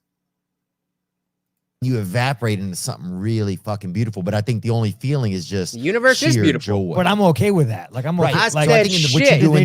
I said shit. Me too. What was the reaction? Listen to it again. Feeling is just sheer joy. But I'm okay with that. Like, I'm okay with that. I'm okay with the fact that nothing is going to happen with my body, with my consciousness, with my whatever. And maybe it does, but the fact that I don't know that it is, I'm going to assume that nothing happens. And I'm okay with that because I have this life. I have people like you. I have things to be, occupy my time and fulfill my life. So I'm okay with just drifting off into space dust when I'm done. Individual said, words are never justification for violence. If you can justify a circumstance where words equal violence, then others can justify many other ways words can equal violence. Exceptions make the rule. You cannot have a rule without an... Are there any rules with zero exceptions? That's a Google. Actually, no, fuck Google. I'm going to GPT. All right. Oh, shit. Nah. All right. I don't want you guys. Whatever. I don't care. Are there... Well, what we are... I don't even remember what I was asking. Words are never just going to justify circumstances of violence. Yeah, okay. Okay, so are there any rules that have zero Jesus? Let's see.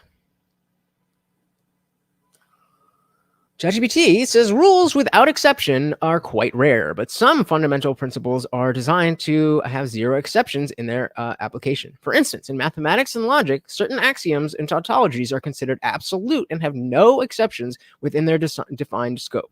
However, when it comes to the rules of the real world or human-made systems, finding something with absolutely zero exceptions can be challenging because interpretation. Hold on, I want to bring this back up while we're reading this. Yeah. Can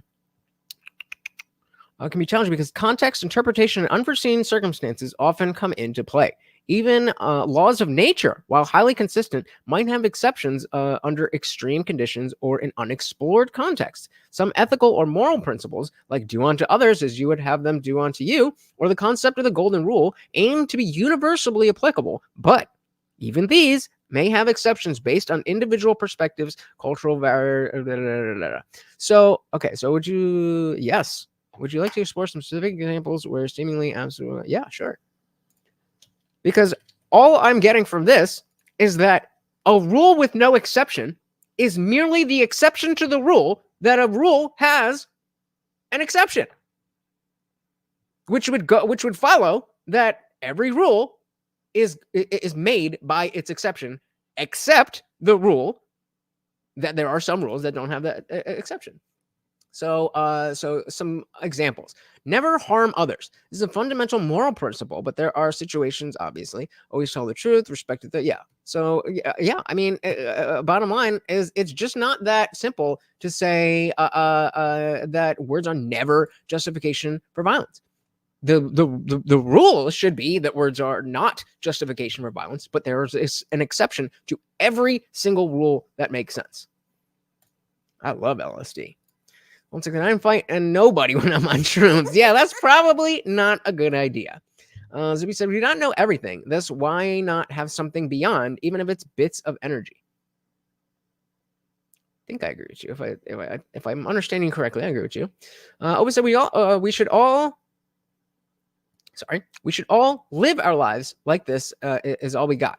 We should also live our lives like we will one day be judged for our actions. I like the first part. I think the notion of one day being judged for your actions, like you're constantly being judged by your actions. Just because it's not a God doesn't mean, like, other people are constantly judging you. And while you shouldn't do things specifically for the benefit and happiness of other people, that all this social shame and all that stuff that we're talking about, that's judgment. So I don't like that, where it's like, okay, maybe in 25 years when I die, then I'll be judged like this. But I prefer to live. This is all I got. And also, like, I'm constantly being judged for my actions. One thing said, as Joe Rogan said, everyone wants to sleep, but nobody wants to die. I mean, some people do, but you know. The rule without exception, thou shalt not murder. Killing somebody is not necessarily murder. But I'm not sure what you're saying here. I agree that killing somebody is not necessarily murder. But what if, like, I'm just trying to think of a situation where something bad will happen unless you murder somebody.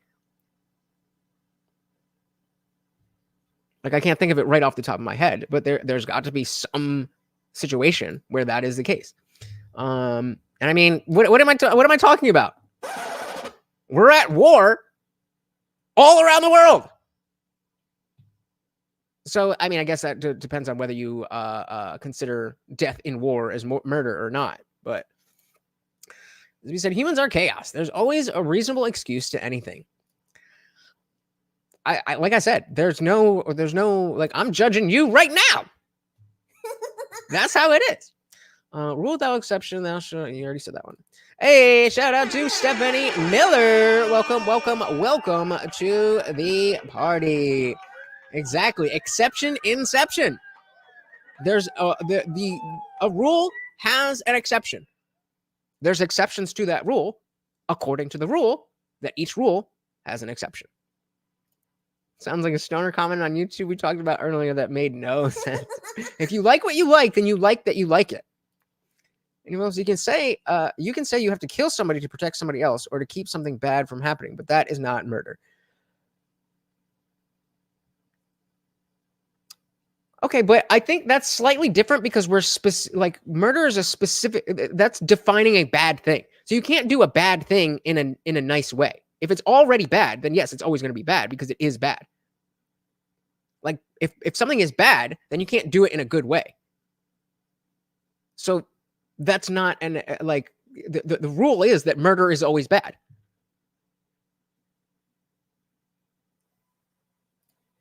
Where were we? I'm really fucking beautiful, but I think the only feeling is just sheer joy. But I'm okay with that. Like I'm okay. Right. Like so I think in what you do, Yeah, I'm okay with that. We're just getting drifting away into space dust. in life matters, but yeah, I mean, you could spend it how you want. right now, life is good. I got money. I got a belt, dude. Everything is good. But like, you couldn't pay me to go fucking relive my life. Like you said, hey Sean, you want to go hit the restart button? Like, fuck you. Really? Fuck no. But Yeah. See, when we were watching the clip, I thought, he was framing that as if I can go back and change things, but like just reliving that, like hell no. Somebody said rules are written like it's all black and white, but in reality, there are so many factors that there can't be a rule without an exception. So agrees with Stephanie and ChatGPT. what if you got to a place one day where you were able to like be, because at a certain point, I think like people from a tough environment become inspirations for people from a tough environment, you know? Oh yeah, no, I mean, I get guys like will call me crying. Yeah. I mean, I've heard some of the shit you've got, man. You get some crazy shit too, dude. Yeah. We get some guys that have been through a lot of stuff, dude, and the guys that are perverts, everything. We parents together. My dad was real old. My dad was like 70. Oh, and that's then rough. It was just weird, man. I was just I was embarrassed, you know? Yeah.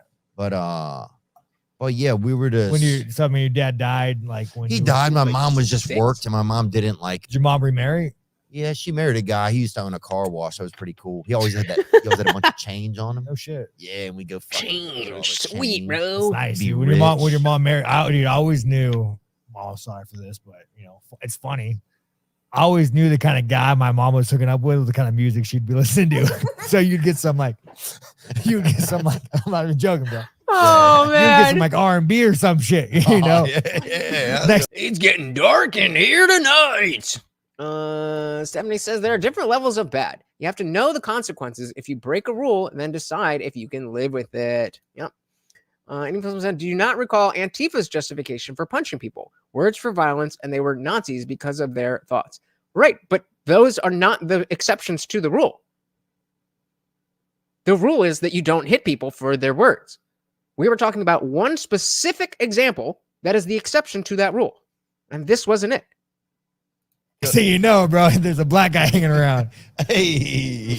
You get some like salsa music, and you got Juan down the street. You're like, how the fuck? Yeah, dude. Yeah, so fucking A, man. Did your mom date a lot then? I mean, she was married. So I guess, yeah, she did date a lot. Well, how does that even make sense? I was right there with you, Theo. My I don't mom, think yeah, that my makes dad, sense. nah, she dated a couple guys, but not. Did she remarry? Yeah, she ended up. No, she's doing remarrying. good then. She's doing good. Yeah, she's doing good. She lives out in Arizona. My mom's a cool lady. You cool with the stepdad? He passed away. He was Oh, in the fuck. war or whatever, and then he passed away. But What fucking war? yeah, he was. But what war, bro? He I'm was not in sure, but Afghanistan, Iraq, Syria, Yemen, Lebanon. he wore like a lot of gloves at the end of his life, and he left his gloves. This? What is this? That can't real. Is that his dad? There's no way. This is just a random picture of his dad perfectly framed with gloves on. This has to be a stock photo. On, I remember. the war, bro. You're It's kinda 40 years cute. old, dude. You got like, I don't think Vietnam happened. I mean, what war are we talking about, dude? Well, let's also remember the dude was what 60 or 70 when Theo was born. So, dude was born in like the early 1900s. So he's been around for every war. The war. He was in the Great War and The Korean the Second War, 1942, The war. 1912. Yeah, I don't pull up a war, Nick. He was Pull up in a the war. war. Desert Storm, bro. Like, what's war? Yeah, there you He go. wasn't in Desert Storm, dude. No, he was in like the war. I don't know, maybe the war on drugs or something. Pull up recent He war. was in the war on drugs. Oh my god! Now I would bet that either, so he's too young.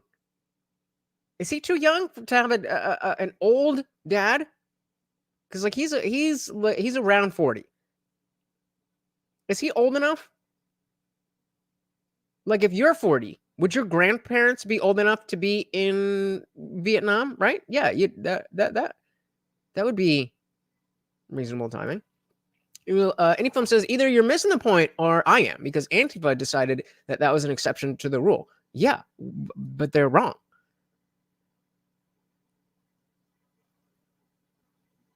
Just because somebody says this is an exception to the rule doesn't mean that that's the case. It's not okay to just say, if you are a Nazi, by my definition, then I can punch you. That is not an acceptable exception.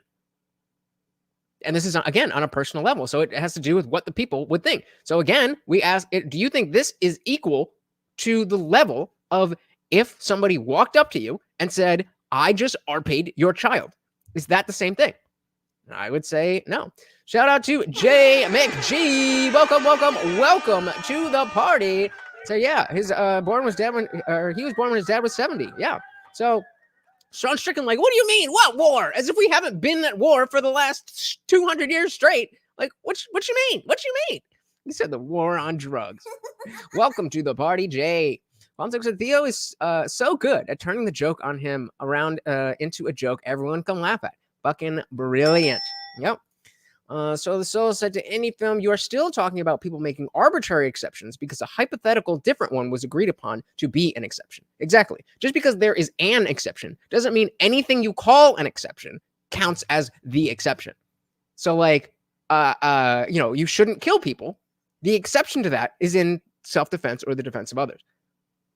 Somebody could say, we could kill him because he's a Nazi. They'd just be wrong. They're just wrong. That's it. I think we're all on the same page.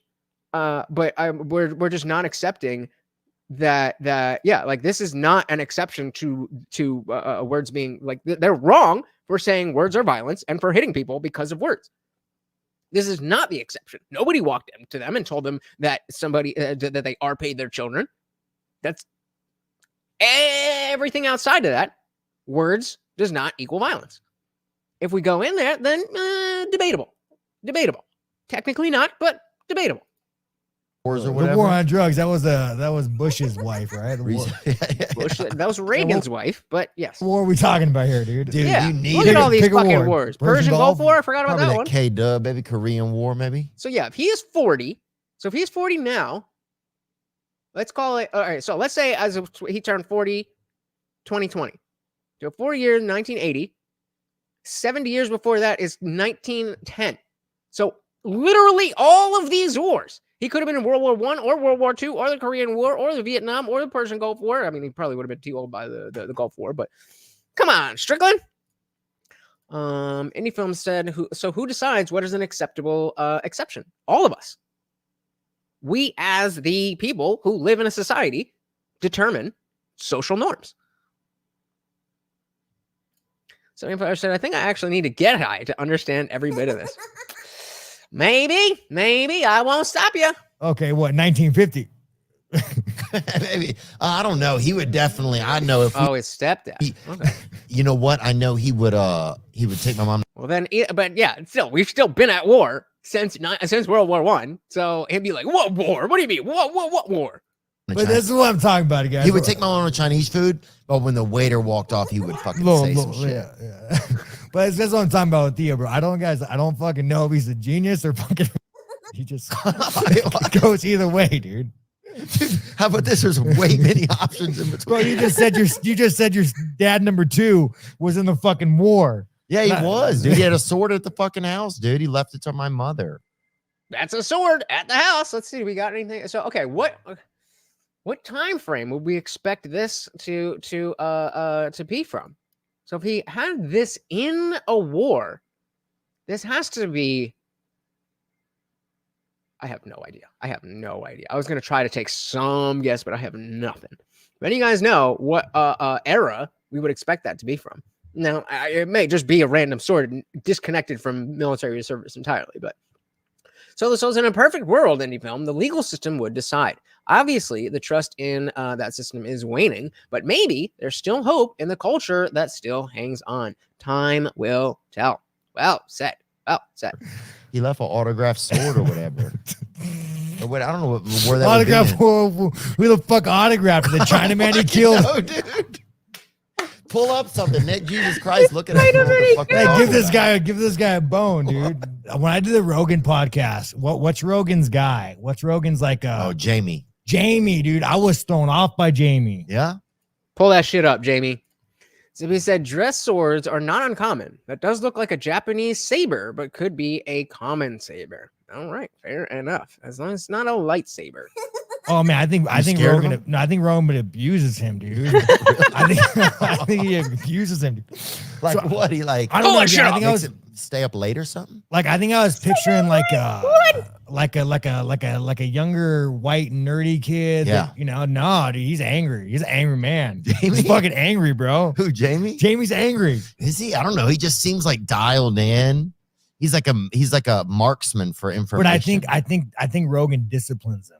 Ooh, you think? Yeah, because you'll see it, dude. Every now and then Rogan will let that shit slip. There he is right there. Look how Mhm. jacked. That's definitely true. If you, especially, when I personally don't watch Rogan as much since he's not been on, YouTube. But there's definitely times where you're like, "Yo, Joe, chill out, bro." Like he's trying to find stuff. He's trying to find stuff for you. Just let him find it, and you have a guest right in front of you. But I guess when you got money like that, and you got a show that big, it's gotta be way it's gotta be. Solo Soul said, didn't Robert De Niro or some other actor in his 70s have a kid recently? Blessings men have that women don't. Let's go. Yep. Super sperm until we die. Silence. Act he's getting too. Yeah, This is Jamie? Holy shit. Holy shit. I thought okay. I just was not expecting a fully grayed beard, and like I thought he was always like a skinny kid. All dude, right. that's not Jamie, is it? Yeah, right. That's what he said. Jamie, jacked, badass. Young Jamie is jacked. Damn, Jamie been lifting. That's not That's Jamie on the left. Can you zoom in on him? Oh man, dude. Oh yeah, yeah, but like every Wow. now and then you'll see Rogan discipline him. Yeah. Like he'll speak out of turn, and you'll see it on like your guys have seen that, And and what then did he'll he like, say? but he'll just like discipline, like no, Jamie, not that, the other one. Oh yeah. Like you could tell it's like that abusive father that like, is at the soccer game that like Yeah. like slips a little bit, and He's you're like, oh pass shit, that bitch. Yep. and you're like, oh shit, I wonder what it's like when you're at home by himself. Yep. So Yeah. I he's think the one- Jamie, I would assume I would think just based on thinking about it, he would have to be I would think that he's in his mid 40s or early 40s. Yeah, I mean I got a little bit of gray when I'm not pulling out of my head. I do got a little bit of gray up here too, but I think it's more the stature. Like he was always just like the skinny kid, or maybe it was just the angle. Ooh, guys, I cannot wait to have my own transformation. And you guys better be like, damn, why aren't you getting jacked? I'm gonna need it. All right. Not yet. When it happens. I think Jamie gets fucked up a little bit. I wonder if he does some things or anything like that to him. Or I'm- what if he has a little thing under the thing where he presses it? And No, fucking dude, what's just- the thing? The 4 fingers, dude. Yo, Jamie, let us know, dude. What? Palm to camera and tuck. What? What? Does anybody have any idea what this means? Signal for help? Let us know if you're in danger. But yeah, no, I think he gets disciplines. But you can tell, dude, like Theo don't discipline his guys. They look happy. I don't know about that. We get into some shit sometimes. I mean, but sometimes it's tough because you're It's a coming. you're thinking and they're thinking, and you're not the same brain, and so you're both trying to figure out like. I mean, they're thinking, bro. We don't know about you. We haven't decided yet the war yet. Fucking God. We haven't fucking decided yet, dude. This guy's taking. This guy has fucking. Oh, This guy has 3 letters in his alphabet, dude, Ew. and 2 of them are CT. And I'm the fucking deranged guy, dude. You just attacked a guy in a fucking movie theater last night, and I'm the fucking crazy guy, bro. He's got 3 letters and 2 of them are CT. Oh, My God. Semi on fire said, actually, my beard is different color, including red and white, even though it's brown. Wow. No, I'm just kidding. Well, hey, here's the thing, man. When the time comes to it, if the time comes to it where I need a man, I hope that I fucking man up and do it. How would you do it? Didn't miss a beat. How would you do it? He was ready for that question. Well, it depends how bad I want. Yeah. I mean, like, But what would you do, man? Is it going to be a beating? Is it going to be a choking? Is it just going to be sheer pressure? you know, it is, man. From like a psychological perspective, I think it's like, what do they say? I have like antisocial personality disorder. Yeah. You know what that is? Really, I don't know if I see that though. You seem pretty social. Like you seem. I didn't know. I learned it. Yeah, but that's not necessarily what they mean when they say antisocial. It's not that you aren't talking to people. It's that you're not engaging with people like in the way that they would like it. You know, there I am, always there. So the soul. So my husband is a ginger. He's got no soul. His hair's turned almost brown red, and he gets white hair in his goatee, and he is 35. I was just gonna say it's so different for everybody. Oh, said I'm 41 and no gray yet. Let your hair grow out and let's see what color it would be. So I love my gray hair. I welcome it. I wish it would grow. It would grow in. I agree. You know, being tiny, it helps to have some distinguishing features. Like, oh, you're not 12 years old. You said, why the hell would I want to engage with humans? It's fun. I don't know. That's the other name for a psychopath? What, Virgil? Saw you when I remember seeing you at slap fights. I remember thinking, you know, there's something extremely charming about Sean. There's something that is very extremely High likable. functioning sociopath. I wouldn't say high functioning. Ah, Okay. got him. No offense, dude. Hey, calm down. This guy has an autograph fucking war memorabilia, dude. I'm fucking trying to help you get a free sword when my mother passes away. You're not even fucking being cool about it, dude. But no, I don't want it from the dead. Hey, shout out to Joe Mama in the building. Welcome to the party. Said I'm 44 with some gray hair in my beard, but I still sometimes get carded for beer. I get carded for the vape cartridges sometimes, but I think that's only because like at least when I was in retail, like near the end of when I was in retail, when I worked at places that had, you know, whether it was medications that you like, you know, what they call it, Robitussin, when they, you know, you had to have an ID for that. It was like anybody who looks under 35, you've got to scan the ID or something like that. So I don't know. Welcome to the party though, brother. 69 said, what can freak you out is where that first gray shows up. I'm not going to ask because mine was right over here. So I'm not even going to ask. I'm a bit smaller and look hella young. People think I'm in my mid 20s like a baby face. And here I am in my 40s. Hey, hang on to it as long as you can. Yeah, a lot of places. Yeah, they just card everybody. Yep. Chinaman, bro. Look, but no, they would go to the Chinese buffet and fucking they loved it, and it was like pretty cheap. And so, but as soon as the waiter walked off, my fucking stepdad would say a bunch of shit about him. Hey, you know what's funny? Speaking of Chinaman, so I hit a Chinaman once, like driving. You hit one? But yeah, like it was totally my fault. Like, Well, it's but yeah, he like drove over one or like got in a car accident. but they have done it so much. I remember, dude. Like, yeah, that's what I thought. They started it for But sure. I remember the moment, like, because I got out to go check on the guy. I put him into a fucking wall, dude. Airbags deployed. Airbags fucking deployed. Okay, it was the car. Right? Yeah, so I go, and I remember, like, to go check on it. Well, dude, I mean, dude, literally fucking 50 miles, 60 miles per hour to the side of a fucking wall. Like, the guy was probably fucked up a little bit. Yeah. So anyways, maybe, probably. I go, and the first thing I think, like, oh my God, I hit an Asian. Oh, yeah. But then a part of me was like, man, it's almost probably bad karma. Yeah. Oh, you Bad karma. I'm sure you fucked some shit up somewhere behind the wheel. Asians, am I right? think, well, I don't know if I hit it. Oh, I'll tell you this. I remember this Chinese guy. He could have been also maybe Korean, but he hit me one time. Oh, dude, I love that skit you did with the little Asian guy, the short dude motherfucker. He's your Oh, friend. yeah, Riley Mao. The Chinaman. was talking about Bobby Lee. He said I did Chinaman. I know, basically card everyone. Yeah. It's just, I mean, what, like, no sense in losing your restaurant, bar, whatever, the place you work at. No use in them losing their liquor license and you getting fired because you didn't want to ask for a card that everybody has on them. I never understood why, especially when we were younger, when people get upset, like, what? Really? Like, you're carding me? It's like, yeah, there's laws. Nobody's saying you can't do it. We just need to verify that you're following the law.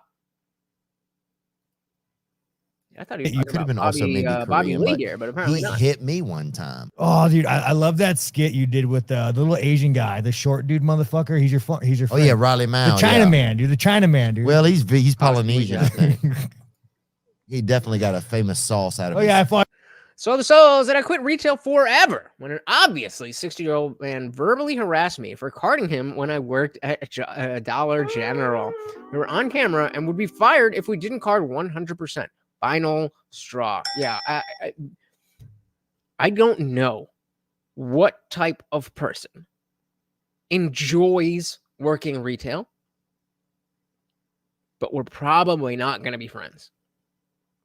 I get it. Hustle if you got to. I mean, I've been in retail. We all had to do it. But people who, like, my neighbor, she works at a clothing store, and it's like, okay, I get, and it's not like, you know, it's not like her husband makes all the money, and I don't know specifically, but she works full time, so I'd assume that she's not working retail full time if they can, afford it.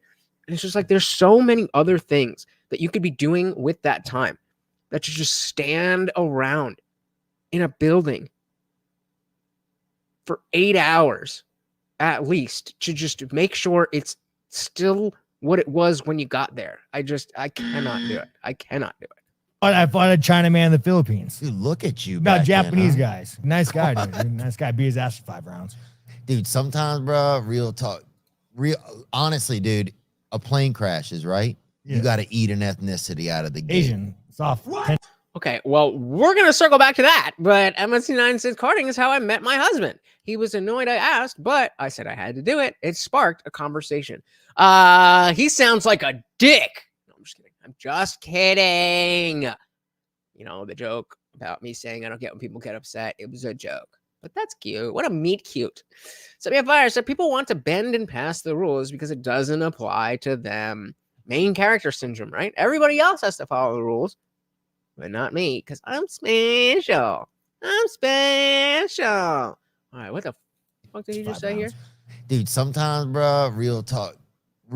Honestly, dude, a plane crashes, right? Yeah. You got to eat an ethnicity out of the gate. Asian. I didn't. Okay, well, he said Asian really, really, really, really fast, but plane crashes and you have to eat a person only based on their ethnicity, and you have to pick one. What do you pick? And we are waiting. I need at least 3 of you to answer. Plane crashes. We're not moving on until somebody answers. Plane crashes, and the only way to survive is to eat somebody based solely on their ethnicity. What do you choose? Asian spicy. Okay. We got 2 Asian meals ordered. Context, you don't eat the Asian, they're too small. That's what I was thinking. You eat the black women with the fat ass where the most meat is. Zuby said, hot tie. Okay, fair. So I wish the guy would have understood that I had to do it. When I told them, what? Okay, I'm assuming you guys are on. Catholic Guru said, do Asians have the best diet of the races? I'll go Asian. You're gonna go hungry, bro. I'm with Guamtech. I'm with Guamtech. You need the meats. We have the meats. Honestly, dude, a plane crashes, right? You got to eat an ethnicity out of the gate. Asian. Soft. Tender. Oh, man, dude. I've been saying that. And people are like disagree with me in the street. And I think like, I think dark meat would be tough, like vascular, you know. black people are in it's dense. And now if you're having a dense, big dinner, bro, if you're having a thing, Not the women, not the women. But do you want leaner meat? You don't want leaner meat in a survival scenario. Yeah, if you're at home and you're meal prepping, you want leaner meat. If you're in a plane crash, the implication is that you don't know, especially if you're eating human beings. The assumption is that you don't know where your next meal is going to come from. So why would leaner meat be a good thing? You want that fatty, fat. That back fat, fatty back fat. You know what I'm saying? Exactly. So said the Vietnamese are more forgiving people, or so I've heard. Well, hopefully. Thanksgiving or something, and you're still out there with But how come you haven't got that man? Like, I don't pay for sexy, but like, does he just not want to fuck? What's the deal? You don't keep the meat, you eat it. That's the whole point. he has some type of STD? no, I guess he don't fuck. Asperger's. So why does Yeah. he can't fuck? Bro, I used Hold up. Okay, maybe I misheard that. Let's run this back. I don't pay for sexy, but like, does he just not want to fuck? What's the deal? he has some type of STD? no, I guess he don't fuck. Asperger's. So why? Am I stupid? Or is Theo being Theo? Is there a connection between having Asperger's and not wanting to have sex? I guess that's one way to look at it. Go for the meat. Yeah, I mean, hey, pressure can the meat? Jesus Christ. Actually could smoke the meat to make it last a lot longer. There you go. If you do have some leftovers, especially if you're going with an Asian, how long do you think you would make it out in the wild with this? I mean, you're at least eating an entire arm for breakfast. Right? At least an arm. Like, this is all it is. You're definitely at least eating an entire arm for breakfast. So, I mean, you're definitely eating a lot. But if there is, pressure can. You can smoke the meat. That's what she said. Hey, shout out to Kane, the 7-foot monster. Welcome to the party. Said, I hope Strickland beats Duplessis so he can shut these losers like Joey and Guru and Shay? Who's Shay? I'm not familiar with Shay, but welcome to the party. I agree with you. I am, I was actually boycotting UFC while the whole bullshit with Bud Light was going down, but Sean Strickland saved the day and made carved out an avenue for me to hold on to my principles and say what Bud Light did was wrong, but now they have redeemed themselves and I can get back to my favorite sport. I mean, I'm just saying, bro, you're going to be hungry. Fish don't care what kind of human. That's true. I just can't fuck. Bro, I used to have a couple of mentally unwell buddies. And Isn't it proven that autism is linked to asexual behavior? Like they don't have the same need to have sex, which leads a lot of them down the trans road. That would make a lot of sense. I had not heard that before, though. I want to fuck. What's the deal? So let's does Asperger's make you asexual? Oh, wait, why am I asking? Whatever. Okay, so existing research to the people with ASD are more likely than those to self-identify as asexual, according to the NIH. There you go. M169 said regarding Asperger's, there's a stereotype that they have a harder time with romantic or sexual relationships. Yeah. To be perfectly honest, Virgil says, I wouldn't touch him with your Jesus. Fair enough. But how come you haven't got that man? Like, I don't pay for sexy, but like, does he just not want to fuck? What's the deal? he has some type of STD? no, I guess he don't fuck. Asperger's. So why does he can't fuck? Bro, I used to have a couple new of every mentally day. unwell buddies, and we would go to the Ramada, dude, and steal all the fucking plants out of the lobby and stuff while the guy was out there smoking. And Were you the buddy? No, you were the mentally unwell buddy. Yeah, so according to the NIH, he may, as he comes into his that age, that might be something to look out for. I don't know how common it is. I mean, let's get the link here, and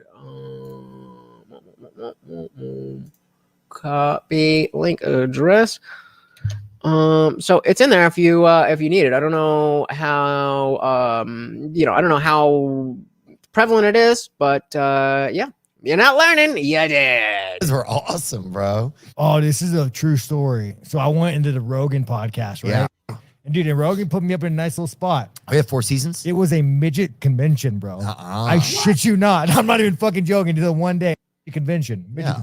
And so literally, dude, it was just like, I feel like it was like a tender, bro. Like all these are just going there shacking up and fucking each other.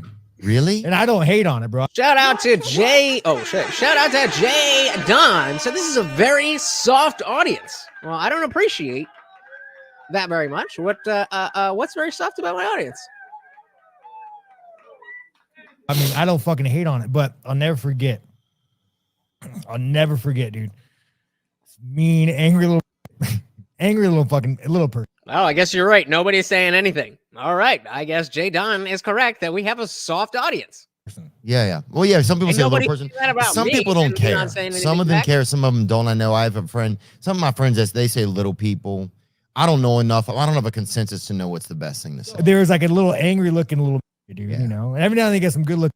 Oh, yeah, my buddy's, my mom's ex-husband, same. That is not true, Virgil. I don't know if you're joking, but not true. Guy that died, the war guy, and he, his best friend married a little person, Oh, no shit. and they had a child that was a little person. I remember. That's so fucked up, dude. And it was a good little kid. I'd be and so pissed off, dude. look I'd at be- that. Now nah. you telling me that, boy? I'd be. Hey, we got Mike Scully in the building. Said nobody's gonna call me soft. That's what I was expecting. Well, except for every girl I sleep with. Welcome to the party, Mike Scully. Welcome. Pissed on, Nah, huh? Shorty looking nice, Pissed on. boy. Imagine Who the that. fuck is that guy? I should definitely get that. Who the fuck is that guy? I need to hear it. I always go way too English. I need to hear the Irish. Dude, imagine Nah. you tell your girl it's time to go, and she's like, just "Nah." pick her up. Nah, that's just me. Like, don't I mean, I'm the only one on screen. I know I got soft tissue body boy, whatever the fuck you want to call that shit. 5'4" perfection. You're goddamn right. Short Kings in the building. Walk away. That's a fucking move, bro. So, this dude is a warlord. That dude is a king, bro. no, yeah, he's the king of little people. But that's Tyrann. What's his name? Tyrannus. Yeah. Joffrey Tyrannus. So anyway, let me finish my fucking story, dude. So this little cripple backs his ass up in the elevator, right? And there's a little by the number pad. And she goes, "Oh, what number do you need?" And I was like, "Oh, number like 8th or some shit." And Rogan put me at the very bottom floor. I was in no penthouse, but it was nice. So Both. Actually, no, I haven't serenaded a woman in years. I think that's kind of over the age of like 22. That's kind of cringe. But yes, I've been playing guitar since I was 5 years old. Damn, this is coming up on 30 years of guitar playing. God damn. Set Me on Fire said 15 people, but we actually have 18 people. Shout out to Virgil and whoever is watching over on Twitch. Say hello. We are here to party with you. We got that one. I don't know. Wasn't talking about him. I don't know what you want. Do you want my diagnosis? Sure. Trump, baby, MAGA, unless you can, and then we go with Vivek. Let's go, America first. it was nice. I expect a little. I mean, how much is Rogan? How much your net worth, bro? Come on, you can't give me a suite. You can't give me a boudet or some shit, dude. What the fuck, Rogan? I mean, what the fuck, bro? You know what I'm saying? You can't buy me a dinner, dude. You just fucking put me in you with the mid. Anyways, What you in there? yeah, I think you might did to fuck with me too, because Rogan would do that. Like, I was gonna say that when he first said that Rogan put him up at a what did he say, a midget convention? I was like, I kind of feel like that's something Rogan would do just to fuck with Strickland because he knows. Be like, yo, what is this? I love that. Hey, shout out to Jay Don. Said you won me over. Dilly to Jay Don. Cheers to you, brother. Thank you for being here. Trump all the way. Hey, let's find this hotel. There's a little person convention. So, anyways, I tell this in there. Did you tell them they were there when you went? No, man. You know, me and Rogan, dude. You know, it's like we're like frenemies. Yeah. So, anyways, like, so. And speaking of which, if you guys have not subscribed to the channel, what are you doing? That helps me out so much, and it's free for you to do.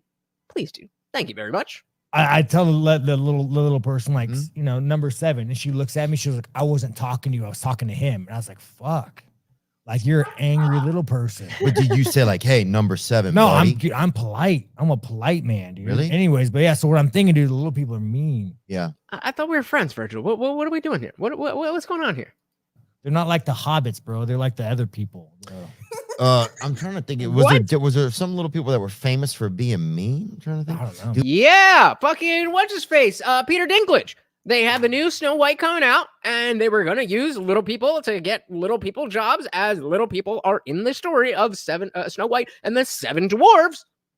I'm just like, oh, you know, even though that I've been in every major property and Hollywood studio as the only dwarf, it's kind of weird that they're, you know, updating the story and using little people. I'm the only one who should be able to make money in Hollywood to as a midget. Like, come on, bro. Talk about pulling up the ladder. God damn, for real. Dude, my favorite show growing up was that show. Would you fucking God. All right. That's the question. 1 is yes, 2 is no. Would you fuck a midget? 1 in the chat if you would, and 2 if you would not. Shout out to Indie Film. Thank you for stopping by and sponsoring, being our co-sponsor of the stream. Very, very, very much appreciated. Yeah, he did. But and he's leaving that with a hell no. I wouldn't. I mean, I'm already short, so they also proportionally they tend to be stacked in the right way. So I certainly am not looking out and going, you know, to try to find a midget. But she presents herself. I'm not mad at it. I'm saying that Dinklage was just mad he didn't get the part in Snow White and ruined it for every little person. Yep. So nobody, y'all are sizist. Y'all are sizist. Nobody would fuck a midget. God damn. So my husband jokes about how he would set them on top and spin them around, because why not? That's what I'm saying. Have a good goddamn time. I don't know, dude. Yes, that would. The second I'm trying to have any decent thoughts here, everything you said, Sean, is taking me completely into the 11th circle. The dark arts. By the way, you guys. Hey, Semi on Fire is like, fuck yeah, let's go. Especially, short guys, like, y'all, if you're 5'7", okay, you have an experience of women typically, you here, and women typically somewhere around here. As a short king, the women are either here or here. So, my college girlfriend was 4'11". 4'10" is 4'9" is the legal height or whatever for being a midget or whatever. But yeah, I mean, she's married now and she has children, so I will be respectful. But I wasn't mad at it when I was in college doing my thing. You know what I'm saying? Shout out to the little blue pills. I said, hard question to answer. Maybe if I wasn't married. Yeah, if you weren't married. The proportions just don't do it for me. Long body and short limbs just ain't for me. But that's where you get the cake, bro. That's where you get that cake. If somebody would ask me right now, hey, Sean, would you fuck? I want to be like, I don't know. I'm like, nah, I'm good, man. It's not really my type. This man, if someone put a gun to my head right now and they said, Sean, do you think Theo Vaughn has ever fucked? I'm just saying.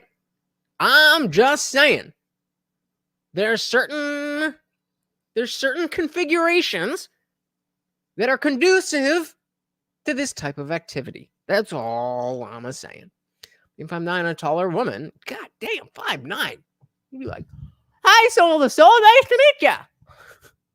I'm honestly not sure if I would feel comfortable, if I'm being completely honest. I guess that's fair. Still sizest, but fair. And then opens with the comment of the night. Call back to his own comment and says, "Never say never." Dilly for the callback. Cheers to that. Good one. Because you're mid-range and you have no insight. Hey, what are we doing? I don't know what I would say. I think I would really, and I'm impressed. I'm impressed, dude. Thanks, like, here's man. the thing. I have this buddy. I'm not gonna name the guy, but like Roger. You say if he's a black guy or not, though. oh, he's definitely black for sure. Where this is going. Like I admire you as a man. He's a brave guy. But I will say the tallest girl I ever hooked up with at 5'4", she was 5'10".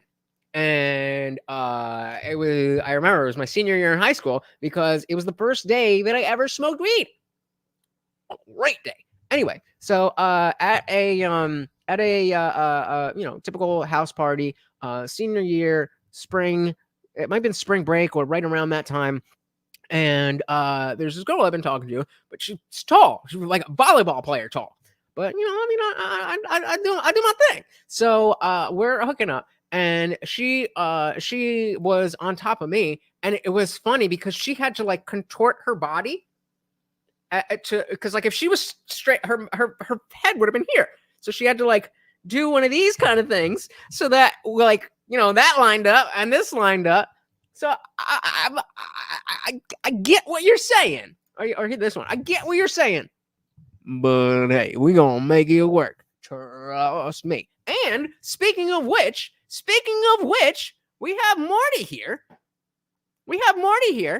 Who is the spawn of a Chihuahua daddy and a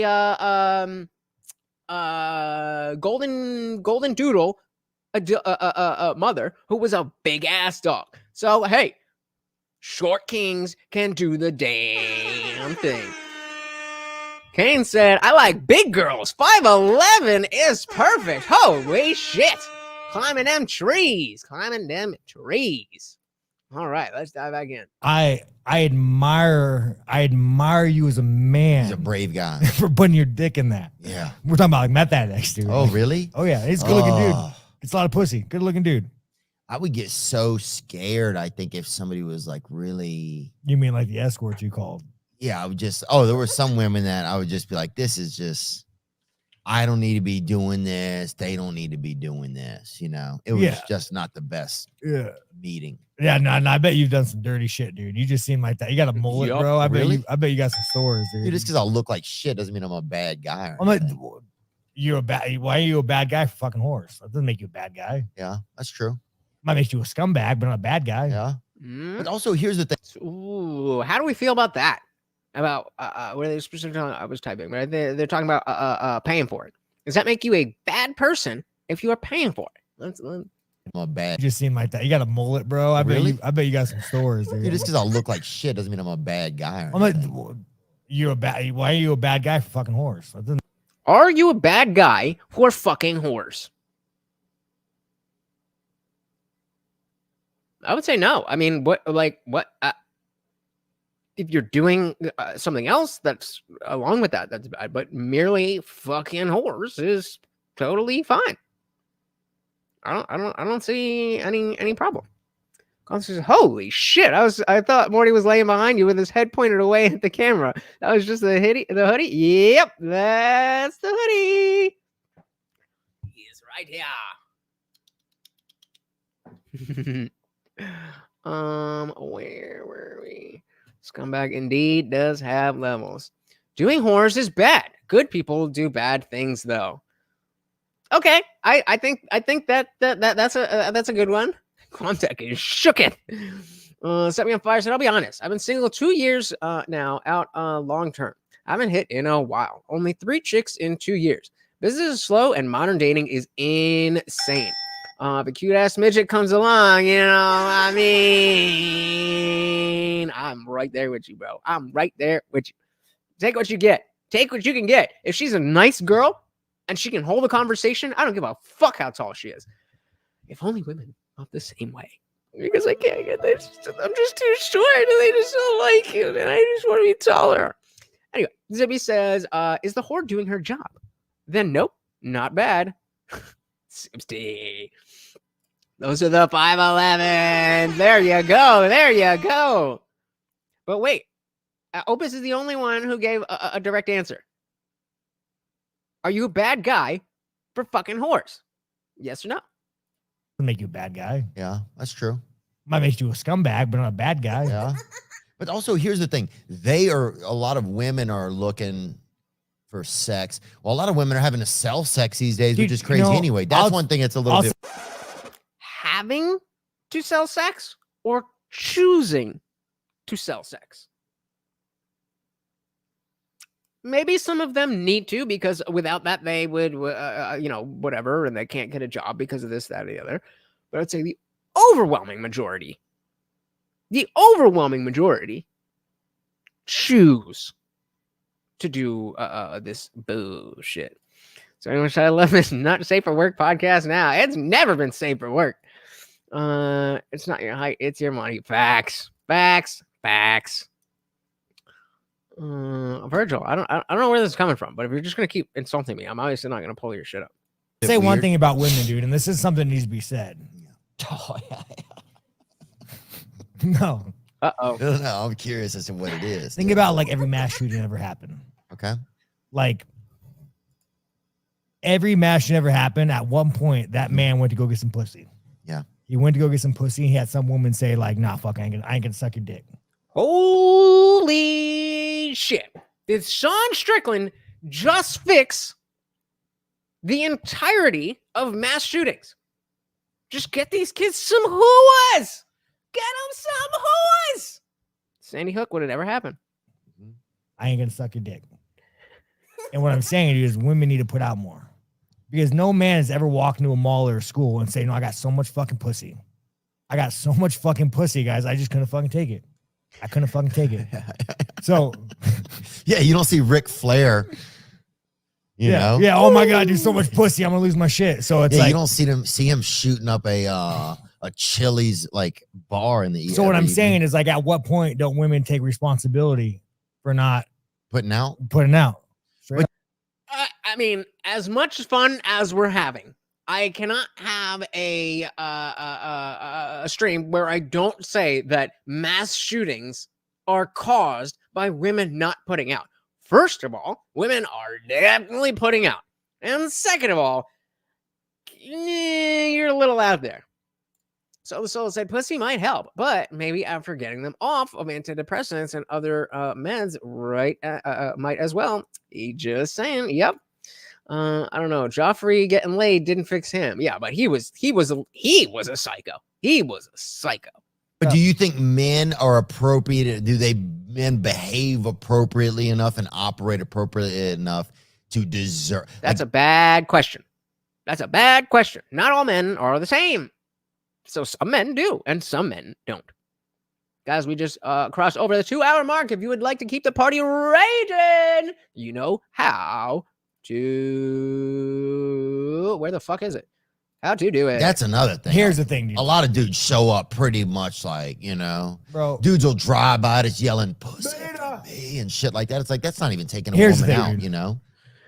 I will say that one of the wisest things, maybe not one of the wisest things, but just something that always stuck with me from Akon. And for those of you who don't know, my best friend died when he was 23 in a motorcycle accident. He was like my brother. I always forget what genre he was on. Jesus Christ. I got a tattoo, family thicker than blood, and his initials. And one thing I was always like, right before the whole catcalling is wrong conversation really came about, I was never a catcaller, but Akon was. And I was like, the same thing. Like, she's not gonna, like, what are you doing? And he's like, I just want to look at her. I'm like, fair enough. Fair enough. I can't hate if you're just saying, you're like, we'll be driving and he'll be like, hey, he wants to look, see what's good. I mean, it's not respectful. It's not nice, but it makes sense. Where are we? Yeah, putting out the Todd and Tyrone, Chaperone. Oh no. Who's sociopaths? Women? I mean, you said it, not me. Zippy said he has a point, but it's all about being active and not losing your shit. If you're active, you gain confidence. Then you get pussy, as the kids say. Yep. But yeah, exactly. Not much point when you... I'm not blocking anything. I'm just not broadcasting your insults to me, to everybody. Why would I do that? Or if I insult you, would you post it on your Facebook channel, your Facebook page? For every really hot woman you guys meet, they won't fuck you. Guess what? She's fucking somebody else. How dare you? I'm just kidding. That was a joke. Like what I'm saying though, it's like about that. So like, say you go If she ain't fucking you, it's not because she's celibate. meet a princess. Okay. Right? You meet this chick that you fucking love this chick. Yeah. You fucking love this chick. She's your world. You want to marry her. Oh yeah. And say she's not. You know what I just remembered?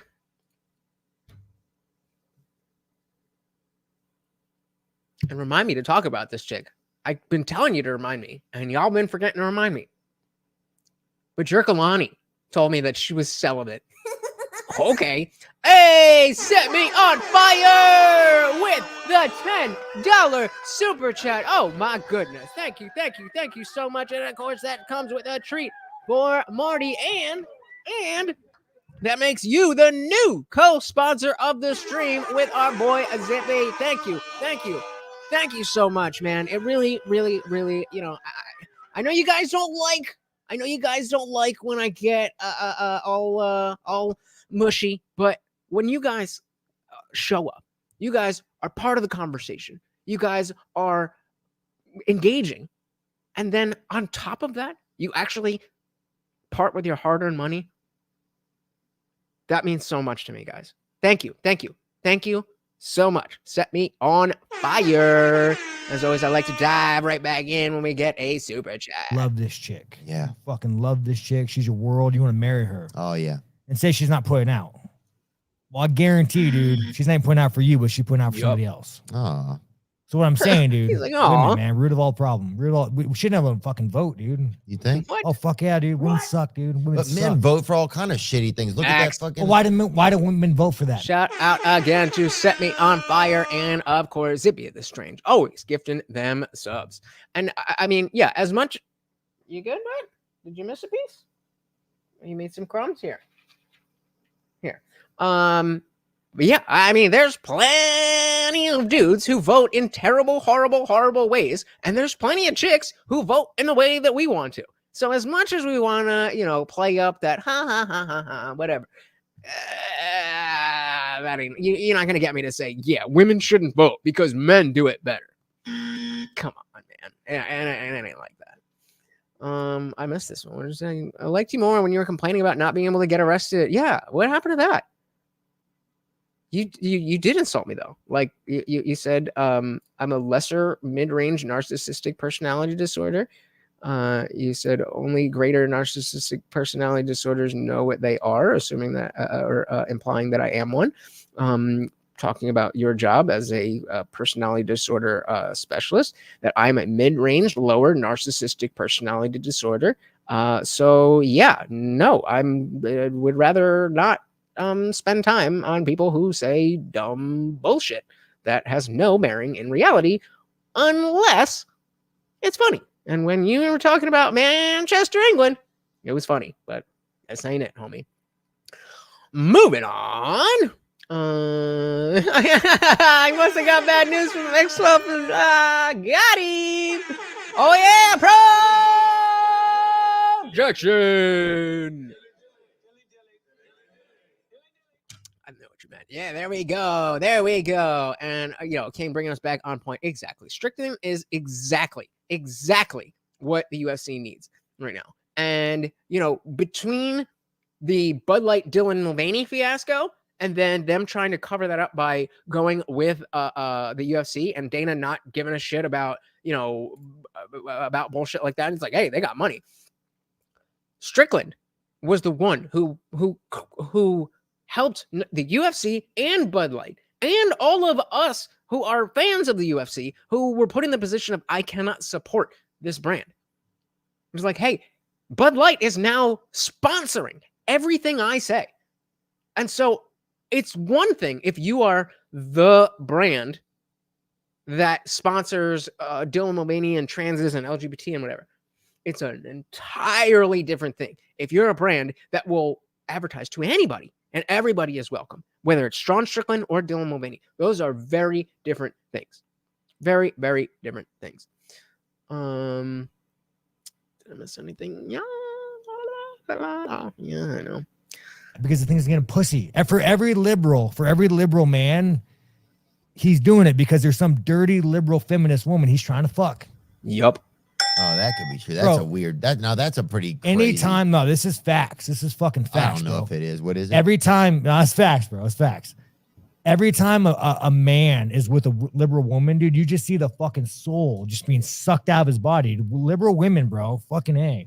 Gotta put him back in the fucking kitchen, dude. Well, I mean, if we're talking just about liberal women, okay, that's a little bit of a different story. I think if you want to think about, Kidding. God, there's so many things going on here. I don't know how you survive, Sean. You're wild. It's true though, dude. It's true though. What is one? Well, good let's talk about one thing at a time. What's one? Okay, what's one good thing a woman ever added to society? Well, you could start off with Amelia Earhart. Because bitch got lost. Okay. Only because I can drink. Only because I can drink. Because I love to drink. Dilly dilly.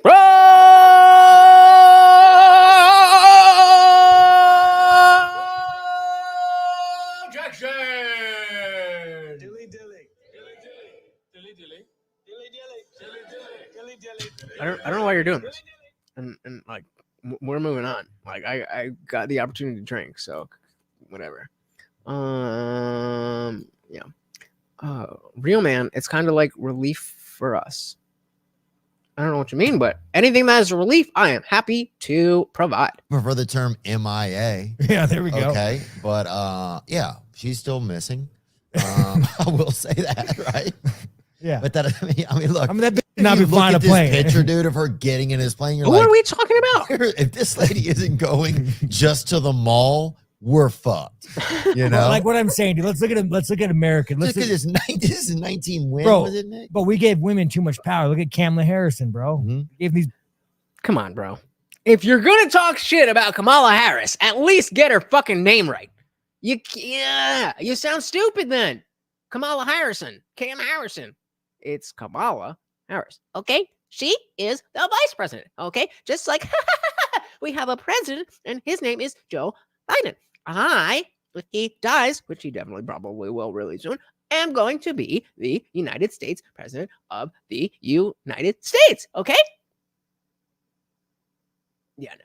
Fuck all that shit. Virgil, we still love you, bud. Just lay off the anger and join us in the good times. Yeah. Bitch is too much I don't know. power. I thought we were having a good time. dude. but- Well, we did it for pussy, dude, and this is what I try to tell you guys. Okay, dude. this is the we part I do it don't for pussy. understand. We do it for fucking pussy. You think guys are saying, hey, I want to make love to this lady, so I'm going to give them the right to vote or the right to that? Yes. Have you ever met a male feminist? That's what they do. Yup. Like, I guess, right? Bro, But- when you're a kid, like you compromise yourself to get laid. We all oh, do. yeah. No, but I'm saying, dude, and this is what I'm trying to tell you guys. Yeah, what is it? Was that her feet? I thought she was trying to. Yeah, I guess that was. And then she got toasty in the what do they call it? The Bermuda Triangle, right?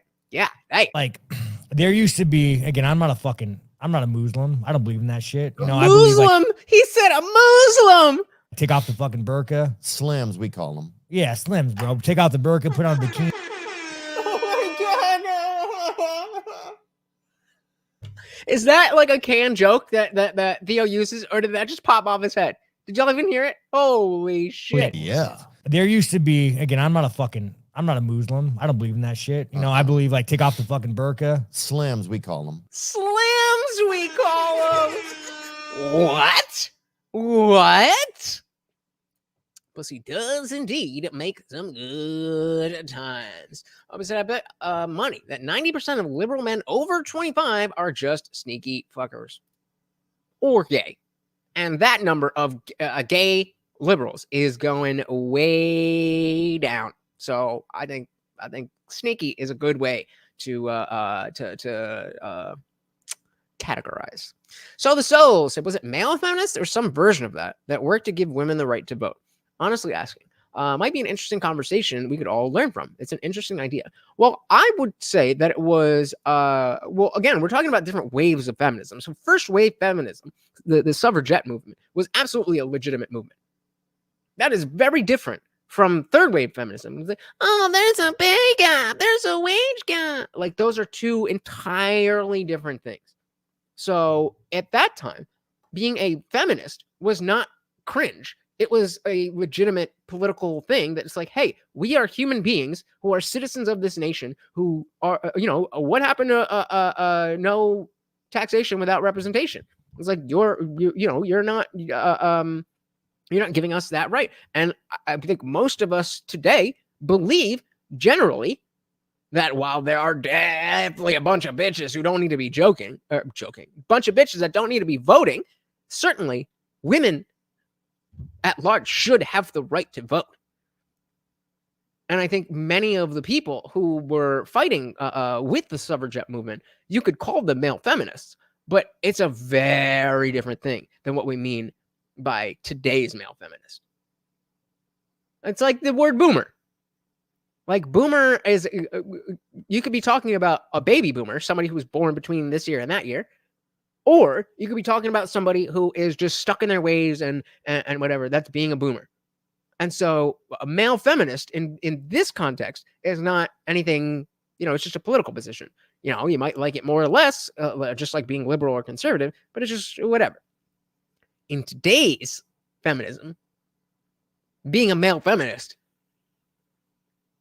I don't know if there's anything worse. Context said, I'm almost wondering if Strickland is telling with some of these pronunciations. Trolling. I'm not gonna say probably, maybe.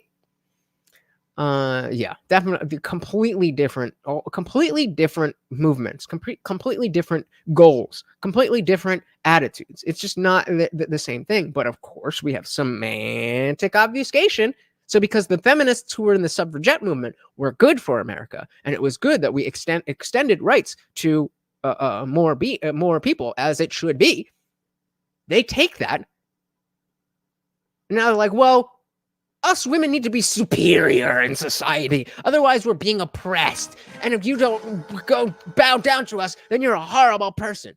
Like, we're not, that's not the same thing.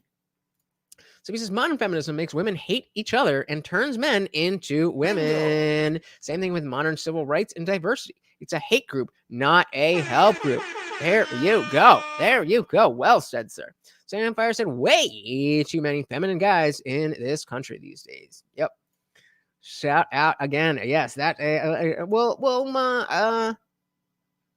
I don't know. That's just on point. All right, let's see, Virgil. Let's see. I haven't read it. I haven't read it yet. So if this is not on some bullshit, then we're good. But if it's on some bullshit, then I've given you a number of chances. Virgil Kane says the empath who finds themselves in the orbit of a narcissist is metaphorically comparable to a planet trapped gravitationally in the orbit of a cruel, heartless, dark star. All stars don't have hearts. None of them do. Although the escape velocity is achievable, it is difficult to struggle to escape, and it renders considerable, often irreversible damage on its victims. What? I tried, brother. I tried. It's always Facebook. Why is it always Facebook? Keynes, the only Chinaman I know is Adesanya. Good one. Yeah, Slims, bro. Take out the burqa, put on a bikini. You know what's that? What's that little porn star named? Mila Katif. Oh, Mia Khalifa. Willie Katana, huh? Who I is don't it? fucking know her, dude. I don't know. I don't watch it. Dude, I have a feeling now, though. Dude, you know Zuck? I bet Zuck is in some weird shit, dude. Mark Zuckerberg. But that's because of money. He's not Sean. banned my Instagram, dude. No, but Is he? But rich people get into weird stuff because they run out of Shit to do. Because just fucking becomes something poor Yup. people do. dude, but we got off Yeah, right? subject. We're talking about men. Yeah, and we got women. off of we haven't been on a subject. We're talking about men and women here, dude. Were we? Is that what we're Yeah, we're talking about about? men and women. So, like, what I'm saying, dude, men used to be men. Like, there used to be a time Yeah. and a place, dude, where like, go fucking chop down trees and go fucking conquer nations, go fight the Indians, Mhm. and then Fight all of the a sudden, bro, we just let these fucking women. But I don't think it's because of women. Let me Me think. neither. Well, here's right here. 10 incredible inventions by women that changed the world. Let's look at some of them. The circular saw. Yeah, I don't know about that shit, dude. Okay, The dishwasher, bro. the life raft, The life raft. all this shit. Like, yeah, dude, The life raft. Hold on. we didn't need a dishwasher, bro. Why do you think got women? Oh, damn. Well, look. Okay. That's a good joke. That was right there. Come on. The life raft. Hold on. We didn't need a dishwasher, bro. Why do you think got women? Oh, damn. Well, look. Of course they're going to invent the dishwasher. That's kind of a no-brainer, Fucking right? A, man. I'll give you that one. Hey, they're Sean. trying to make their life a little bit easier. Listen, God made you guys with hands for a reason. Dude, one of my first jokes was, if God didn't want you in the kitchen, if God didn't want you to cook, why did he put milk and eggs in your body? Oh, well, there we go. And it's facts. But what I'm saying, you guys, If God didn't want you in the kitchen, why did he put milk and eggs in your body? that's facts, bro. That's facts. What That's I'm just saying some is, white guy saying that No, in the back dude. of the This Durango guy's Casino this guy's- out here in Las Vegas, Nevada, off the strip, but beautiful and safe. yeah, we're in a nice place, dude. There's a lot of pussy. You guys like this shit, too. Come swing by. Yeah, that's another way to advertise it, though. Yeah, what is this place? This is certainly, I mean, obviously, he was just with the UFC at the event. So I guess Theo was at the event too, and they just rented out some space and they just brought this fucking wooden easel thingy. But what is this? Like, is this just like a version of podcast studio that you get out in Vegas or something? Or is this like a legit bar that they rented out? So the Soul says, a woman who loves her gardening, cooking, and preservation, I, for one, am quite happy to be barefoot in my kitchen. You need to teach the younger women. You need to teach the younger women your ways. That's what we need from you. Set Me on Fire said, Mia Khalifa. She's a fucking airhead talking about boss girl shit and congratulating and celebrating her own divorce. No man wants a 304 as a wife. You're only for recreational use. Yep. I think we covered both. But, dude, that's like, here's the thing. Like, Anachronistic. What does that mean? I can see you I being could look it up, but you already know what it means. a car salesman, dude. nah, Get on over here to Sean's cars, huh? And you just beat somebody into the car. You're like, get in the fucking car, you. yeah, don't be a fucking pussy, dude. Your wife's gonna fuck the neighbor if you don't buy this car. Yeah, yeah, Your hey. neighbor has this fucking car. You want to start fucking the neighbor? No, but like, What? dude, I love, like, I'm such an advocate for women, but like, they've lost their place. There definitely, I think he's too far gone on this particular issue, but there absolutely is a place to be overly, what's the word? Like unfair to women in a infantilizing. He can be infantilizing women while also genuinely caring about their well-being. And I think that's a lot better than being a male feminist who's trying to infiltrate their group so you can fuck them. Just saying. Well, it became financial, dude. That's what happened.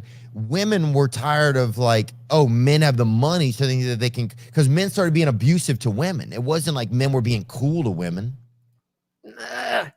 There was absolutely abuse, but it's not like most men were out here just beating women. Yes, there was way more of an issue of it, but don't be like, well, men were doing things. Okay. My dad has never put a hand on my mom. Maybe you should have. That's a half joke, but not really. But he never.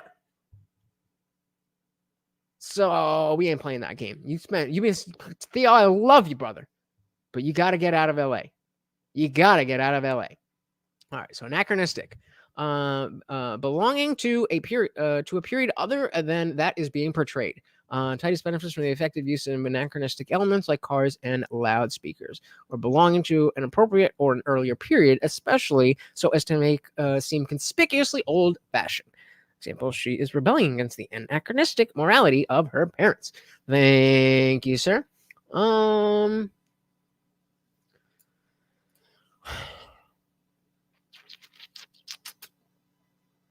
You could have just said that, but so what specifically do you think makes him a man out of his era specifically?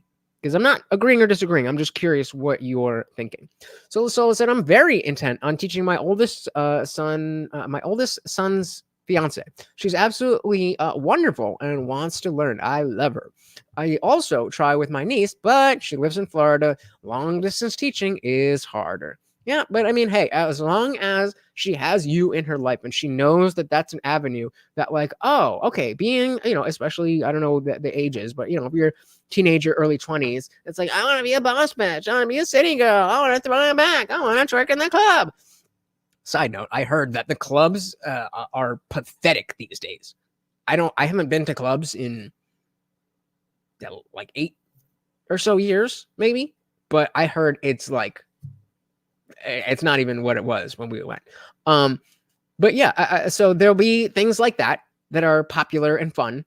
And then eventually she'll realize, because you're in her life now, that, okay, there's something else out there. Maybe I'm not going to love, gardening, but I could talk to Aunt Soil the Soul. And that can be hugely influential. I remember when a chick got really pissed at me for saying men and women are equal but different. How dare you? Come on, man. With that type of misogyny, we are fighting. We are fighting back. The women just can't take it. And you want to add to their plight? What do you say? What do you say? I mean, come on. Nut up, ladies. Oba said, saying women shouldn't vote is like saying liberals never brought anything good to society. You have to take the good with the bad. I love that. I love that. I like that a lot. That's very true. That's very, very, very, very, very true. Set Me on Fire said there's absolutely no wage gap these days, and women are making more than men, especially with OF type sites. A lot of them don't know hard work or what it is to earn honestly. So you're actually incorrect. The wage gap does exist. For a fucking reason. Men work harder jobs for longer hours, so they make more wages. End of story. Zibby says it takes a bit for the Dino Kitty brains to work. His view on women is that of 200 years ago, at least be suffrage era. But it's almost...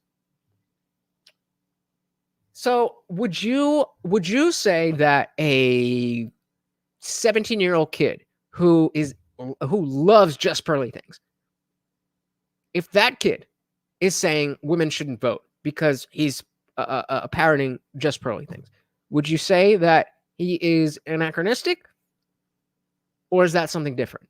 Because the reason I ask is that what I'm hearing from him is certainly not coming from just pearly things, but I think there is a space to have this more extreme view in response to an extreme or a radical situation, if that makes sense. Like, I don't know that I don't think that he would, and I don't know, but I don't think he would actually vote for something that takes the vote away from women. I think he's kind of just saying it like, ladies, you're fucking shit up.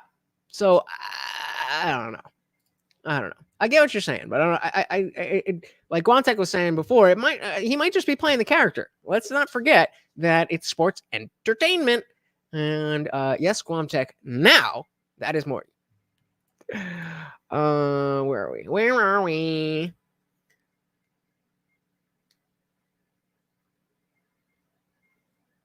What about a Honda?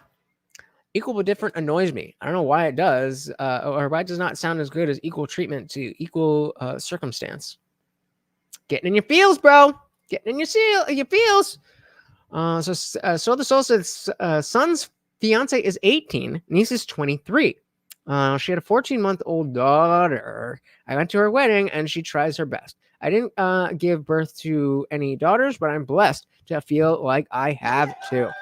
So yeah, I mean, you know,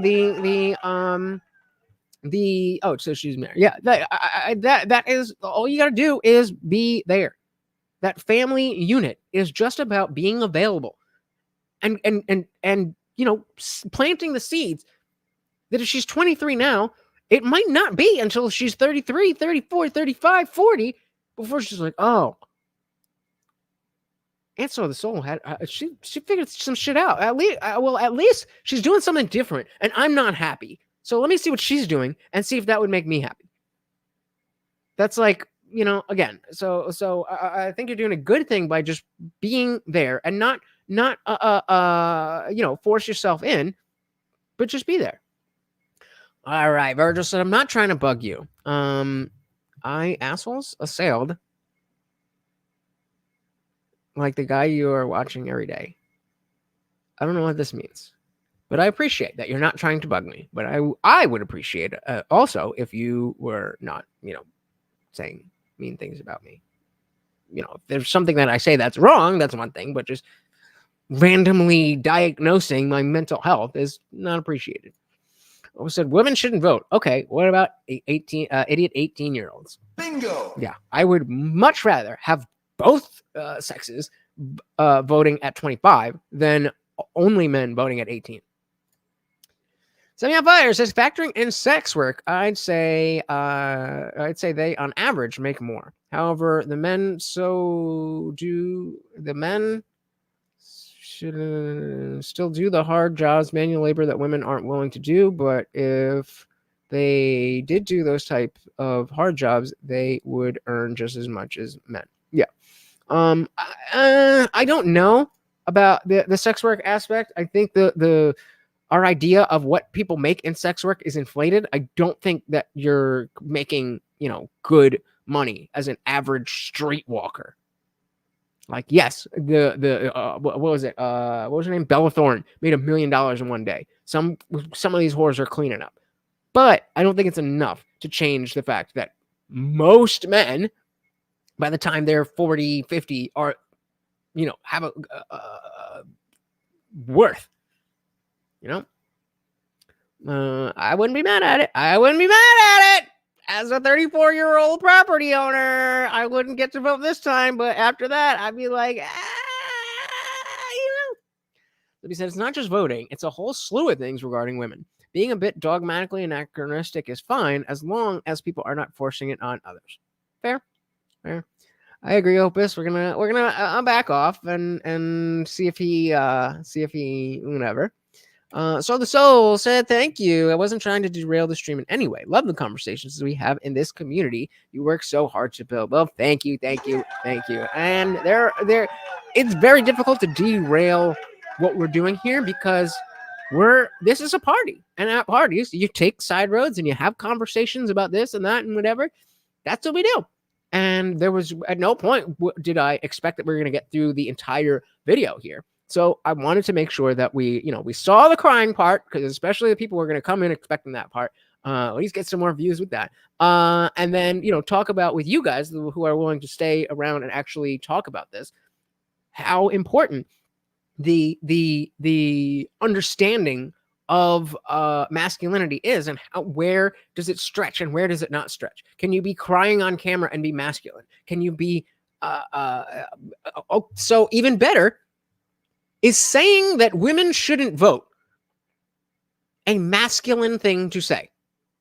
Put a 1 if you think well, you can't see that. So 1 if you think it is a masculine thing to say women should not vote. If you think it's more masculine to say that everybody should have an equal vote, put a 2. Put a 1 if you think that women not voting is, I always forget what the fuck I say. Jesus Christ. You know what I mean? You know what I mean? Moving on. Virgil says, I assess assholes like that guy every day. It's what I do to protect our staff and patients. Fair enough. Just, I mean, as long as I'm not doing anything specific, just don't aim it at me. Yeah, we're all good. We're okay. If you're loosely referenced the wage gap, I would agree. Yeah. Yep. We went over that one. Dilly, brother. Dilly, dilly. Dilly, dilly. Dilly, dilly. Dilly, dilly. Dilly, dilly. Dilly, dilly. Dilly, dilly. Everybody, thank you, Virgil, in the chat for being a good sport. Thank you, brother. M169. So you can't really compare an OF girl with a streetwalker. It's like comparing the hookers killed by Jack the Ripper with a king's mistress of the 19th century. Sure, but I would assume that you would make more money as a streetwalker than your average OF girl. That's where I was coming from. Is that either one, nobody's. I mean, only the top girls are really making bank off of all of this. So he said, conglomerates in China buying up all the property makes property owner. Yeah, true. So, oh yes, masculinity. There we go. So everybody's saying no, not masculine. So the idea here, when I was asking, is that if it is masculine, then it would be toxically masculine. But it's not masculinity.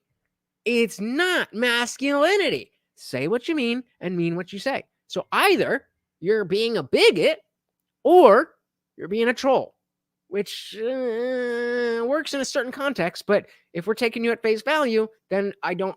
It's not a thing that I'm going to respect, like what you were talking about when you were talking about overcoming, your childhood traumas. Saying women shouldn't vote is basically saying you can't win a fair fight. Oof. Nice. Interesting. Shout out to Virgil. All right, let's dive back in here and get a little bit more of this. If men were being cool to women, they'd been like, yeah, I can just be a mom and take care of the home. No, dude. What happened? I'll tell you guys what happened. It's going to be a little rant. You're going to bear with me. Yeah, I've been bearing with all of this. Yeah, so I'll tell you what happened. I've been bearing with all of this. Look, I don't know what happened. Corporations are the fucking devil. Oh, yeah. They are the fucking devil, bro. Yep. They are the enemy of the free people. Yeah, I agree. Opus said, if women are voting poorly, then we should strive to teach them why our way is better. Exactly. And just yelling, you stupid bitches, you don't get it. No, we should take your vote away. Not going to convince anybody. Right? I mean, come on. So this all said, I think Blair White or someone in that arena who's been talking about most women on OF are lucky if they even make the equivalent of minimum wage, something like that. Yeah, I don't know the number specifically, but especially with the novelty of the app waning every single day, there's no shortage of loser simps who are. But unless you're willing to do crazy shit, then it's like the allure of going to OF as opposed to P-Hub is lost unless you're going to be constantly texting, constantly sending personalized stuff. I mean, what a terrible thing to thrust on society as if it wasn't going to damage everything.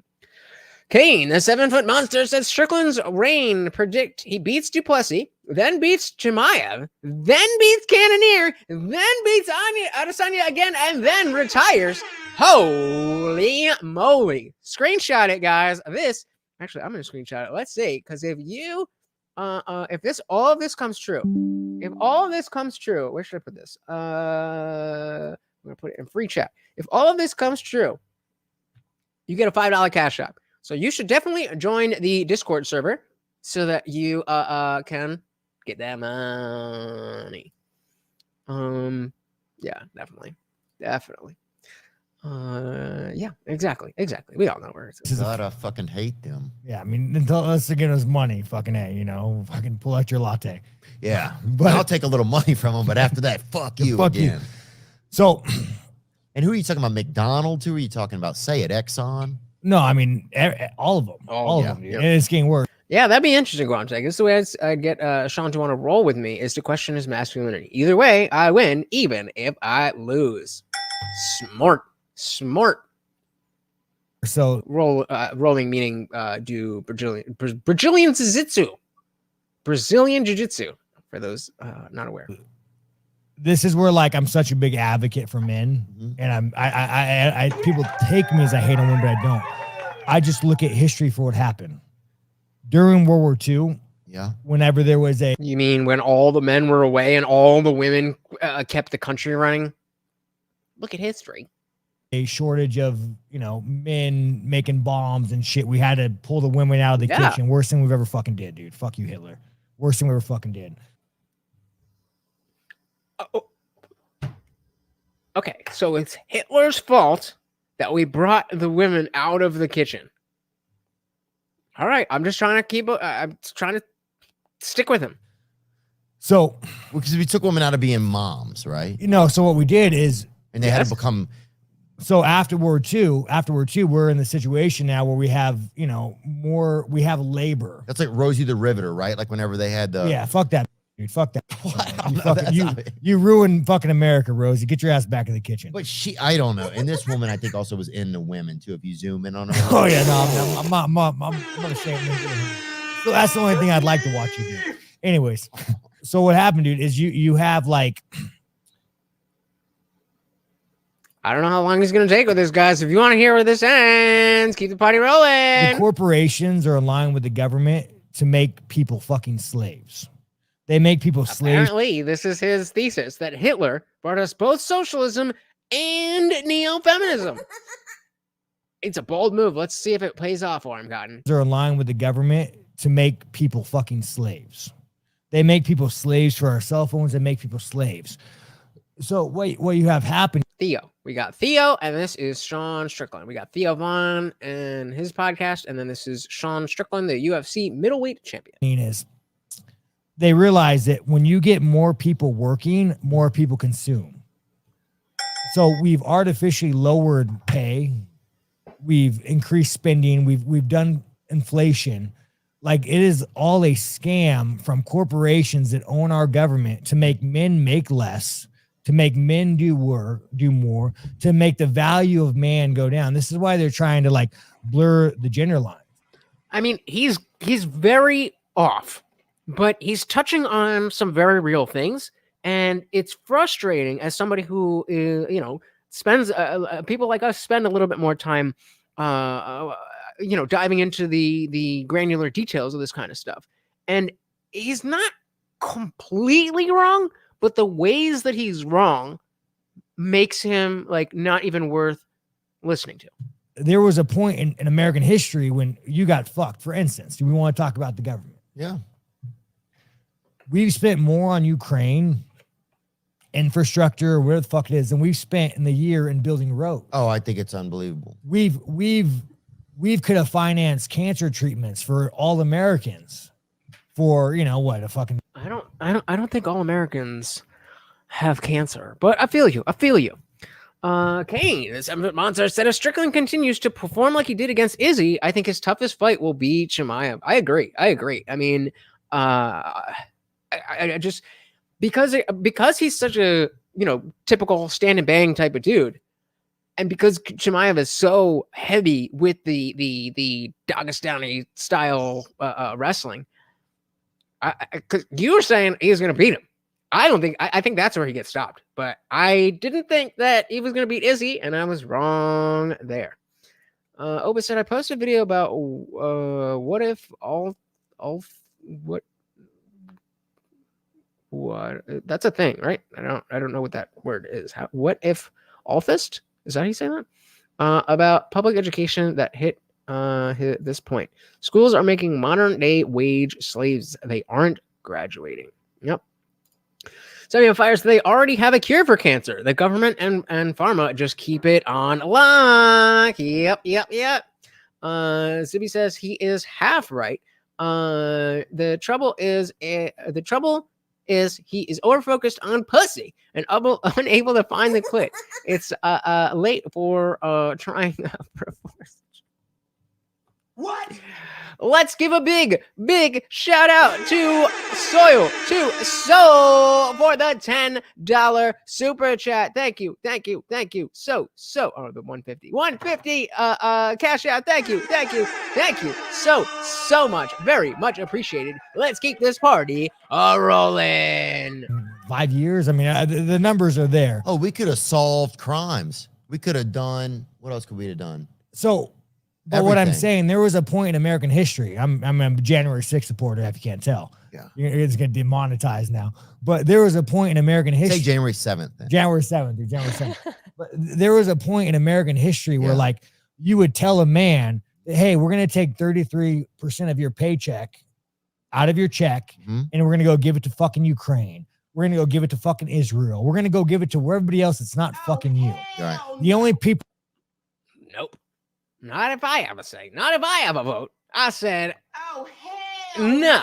Who haven't been affected by inflation as politicians. You think these motherfuckers getting pay cuts? You think they're getting, you think whenever it Getting comes time, kickbacks. yeah, you think when it comes time to that.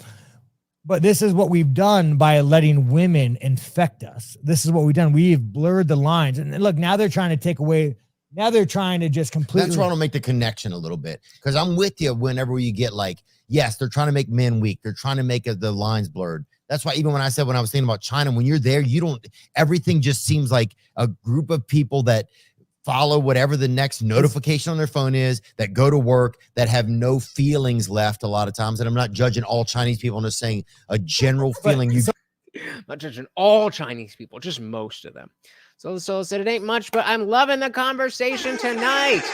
Hey, 99 cents, $1, $10, $50, $100. It means, I mean, obviously it means more to the money, but the fact that you are willing to send any money is what matters to me. So thank you so much, very much appreciated. So set me on fire. The channel is monetized, so if you would like to send super chats, you can just hit the button with the dollar on the dollar sign on it, or you can hit up my Cash App or Venmo. Just it's at the Indian Jesus on Venmo, or $ Cash App on Cash App. What do you mean? Wait a minute. You super chatted already, didn't you? You're the stream sponsor. What do you mean? How is it not monetized? You did that. What are you talking about, bro? Oh my goodness. Zippy the Strange with another gifted membership. Thank you so much. And let's give this lazy motherfucker. Yeah, it's for you. I know you like it. You just need me to go all the way. Thank you so much. Yeah, he's just but Theo's doing a good job being like, I don't really know. Let's see. So didn't get the joke. All right, let's go back a little bit.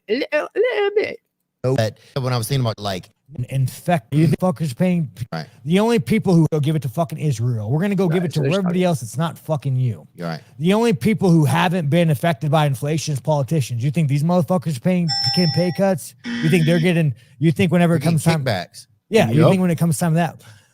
But this is what we've done by letting women infect us. This is what we've done. We've blurred the lines. And look, now they're. Thank you again, Zeb. And shout out to Xander Crew. Do you guys know if the person is watching to get a gifted sub, or is it just somebody who is sub? Because like the lead attorney got a gifted sub in the last stream. I don't know if he was here or he just happened to be next on the list. And like Xander's usually around, and he's usually pretty he's usually in the chat if he's here. Just curious. Either way, very much appreciated. Yeah. They're trying to take away. Now they're trying to just completely. That's why I don't make the connection a little bit. Because I'm with you whenever you get like, yes, they're trying to make men weak. They're trying to make the lines blurred. That's why even when I said, when I was thinking about China, when you're there, you don't, everything just seems like a group of people that follow whatever the next notification on their phone is, that go to work, that have no feelings left a lot of times. And I'm not judging all Chinese people. I'm just saying a general feeling. Thank you, sir. You So get it's when you're not there. women. It's not women. It's people understanding that like you don't want two sexes. You want a blurred line of fucking working robots. And, Right. but they've slowly, they like look at, income tax. That wasn't a fucking thing until like what, when did income tax become a thing? 1912. Yeah, I mean, I don't fucking When know. did they do it, huh? Yeah, Pull find it up, out. motherfucker. Find See, out. I tried that. All right. Jamie, pull that No, shit there up. was one in 1861. no, that was So we definitely. Well, I missed. I thought we went back. I don't want to go too far back, but okay, we are at 52:28 because I missed the J6 joke. For that fuck at Exxon. no. I mean, such a big advocate for men, and I people take me as I hate on women, but I don't. Whenever there was a shortage of Hitler, That's right. so what we do now where we have fuck that. And this woman, Like the corporations are aligned with the government to make people fucking slaves. They make people slaves for our cell phones and make people slaves. Get more people working, more people can. We've increased spending. We've nations that own our government make the value of man go history when you got fucked. Okay, I think we're the gender line. There was a point in American history when you got fucked. For instance, do we want to talk about the government? yeah. We've spent more on Ukraine infrastructure or whatever the fuck it is than we've spent in the year in building roads. Oh, I think it's unbelievable. We've could have financed cancer treatments for all Americans this is where I for stopped what, it. a fucking 5 years. I mean, the numbers are there. Oh, we could have solved crimes. We could have done, what else could we have done? So, but what I'm Everything. saying, there was a point in American history. I'm a January 6th supporter, if you can't tell. Yeah. It's gonna Oh, okay. He was just saying he's a supporter. Okay. monetized now. But there was a point in American Yeah, history. thanks, January bro. 7th, then. January 7th, dude. January 7th. January 7th. If it wasn't for my boys and my girl, soul to soul, I would be demonetized too. 52:28. Oh, god damn it. Yeah, Pull find it out. up, motherfucker. Find See, out. I tried that. All right. When did No, income tax start? there was one in 1861. no, that was a short. Yep, during the Civil War as a mechanism to finance the war effort. Fact checking on in real time.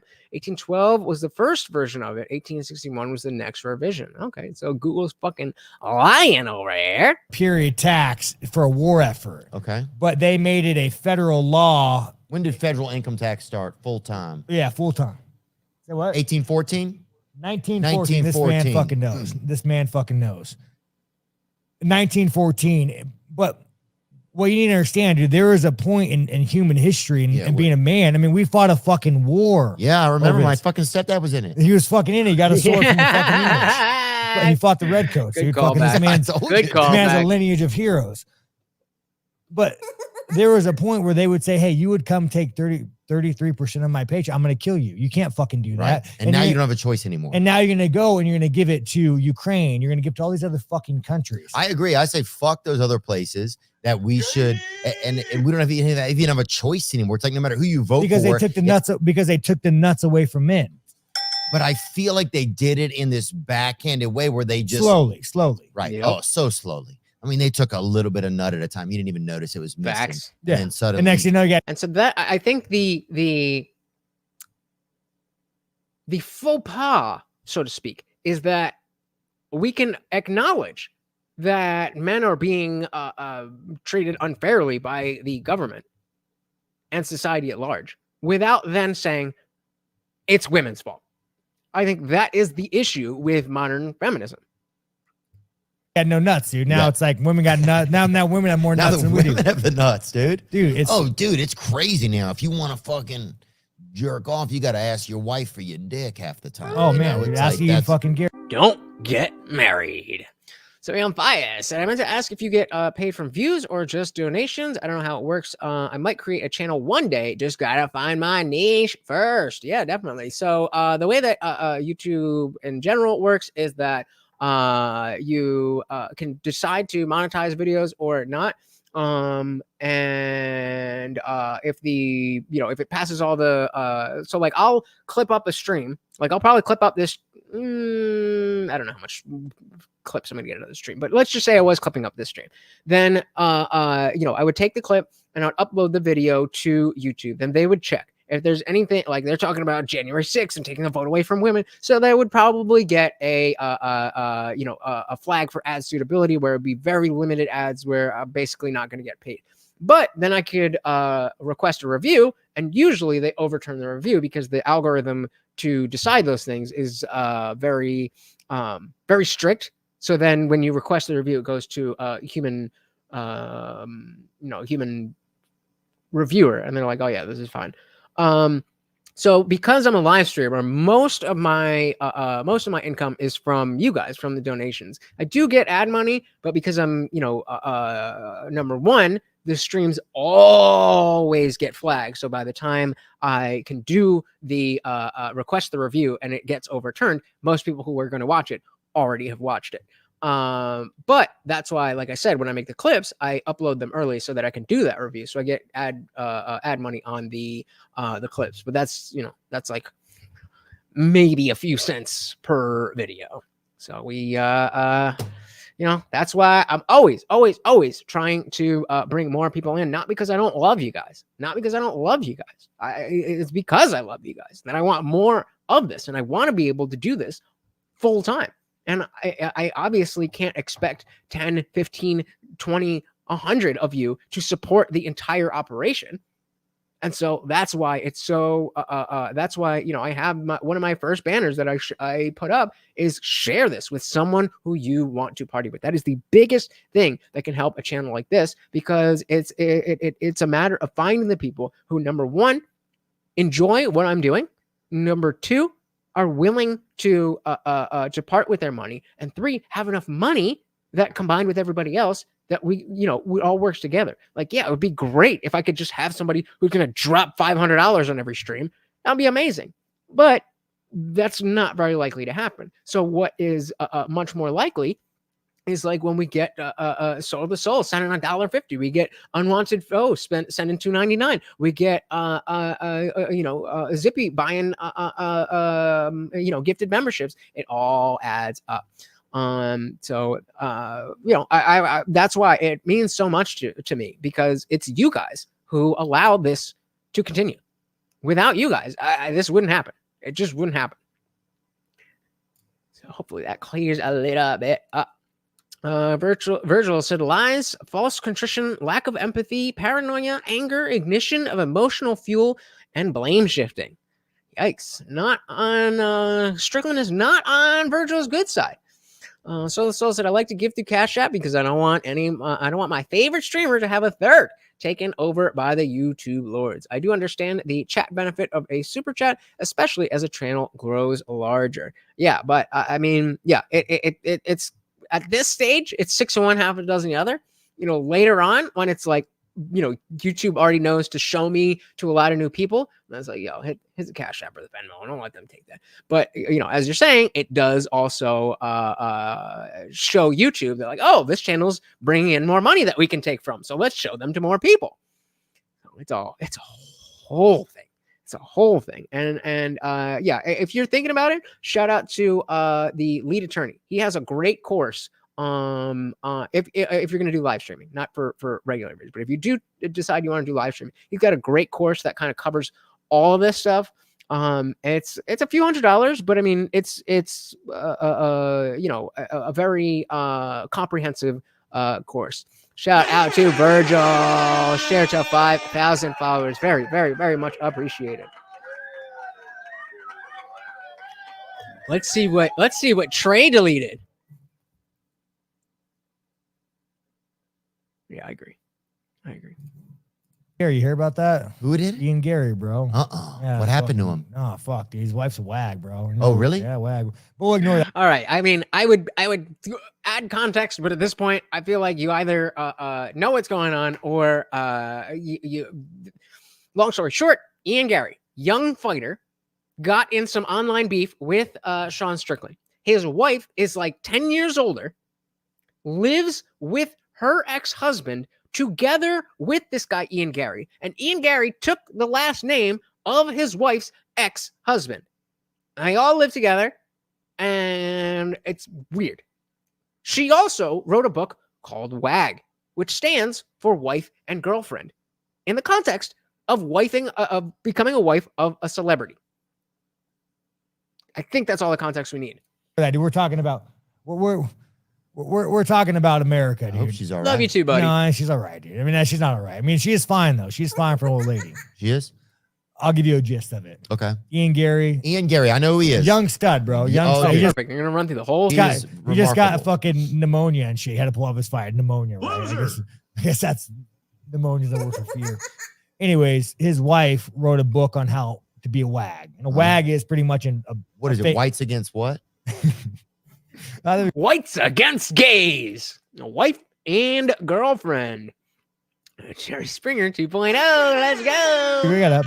I mean, she's fine, bro. Who's wag? She's fine.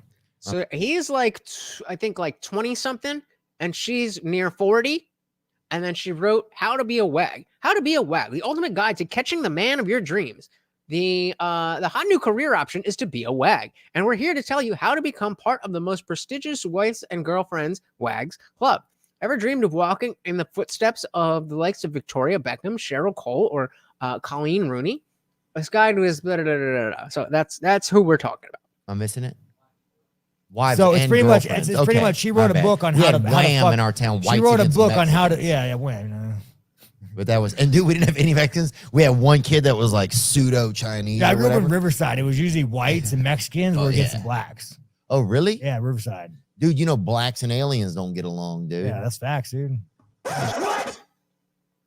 I think I heard what I just heard, but crazy. Yeah. So Zippy was saying to Trey that education in and of itself is driven by corporate incompetency, which creates dumber people. And Trey said, no, it's a lack of parents teaching common sense to their kids. Parent blames everybody but their parenting skills. Bingo. I agree. We gonna get there. We gonna get there. As much as this, Zippy, what you're saying, as much as that might be true, if you know that, then why don't the parents know that?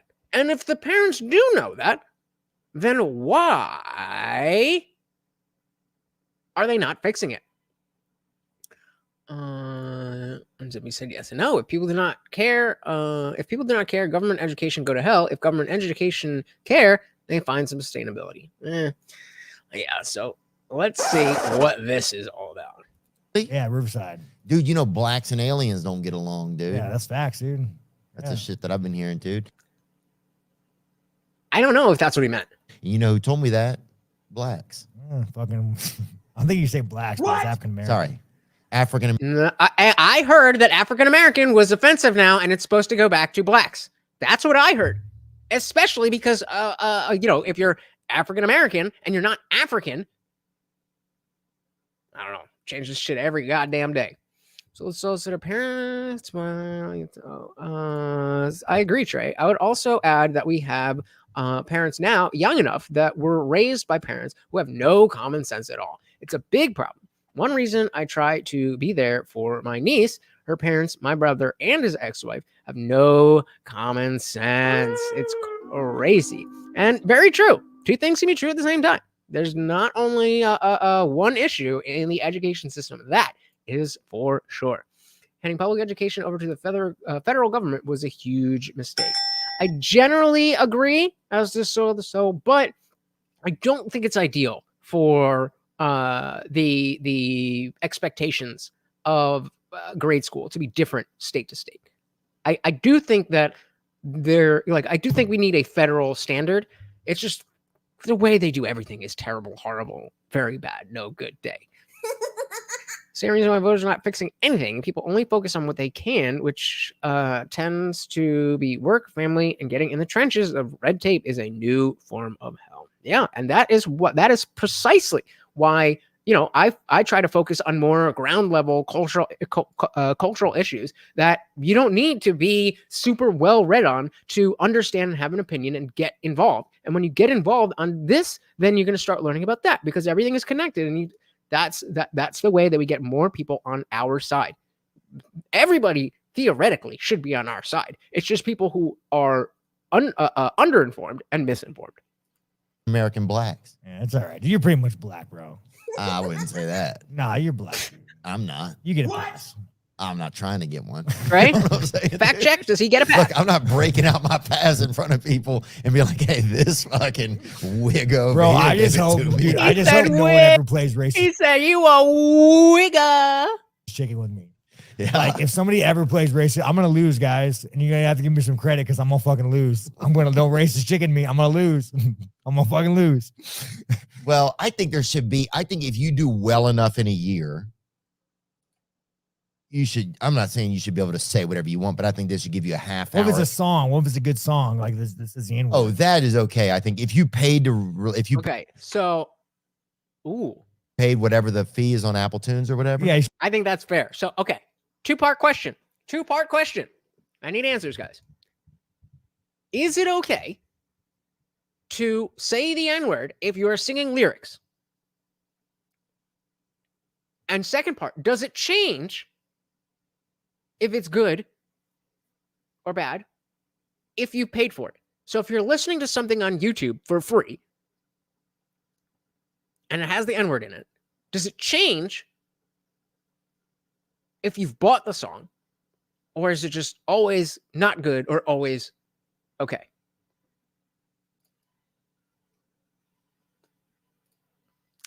So he said it's just red tape. The bureaucracies make things too hard, so people insulate the work and family to work and family.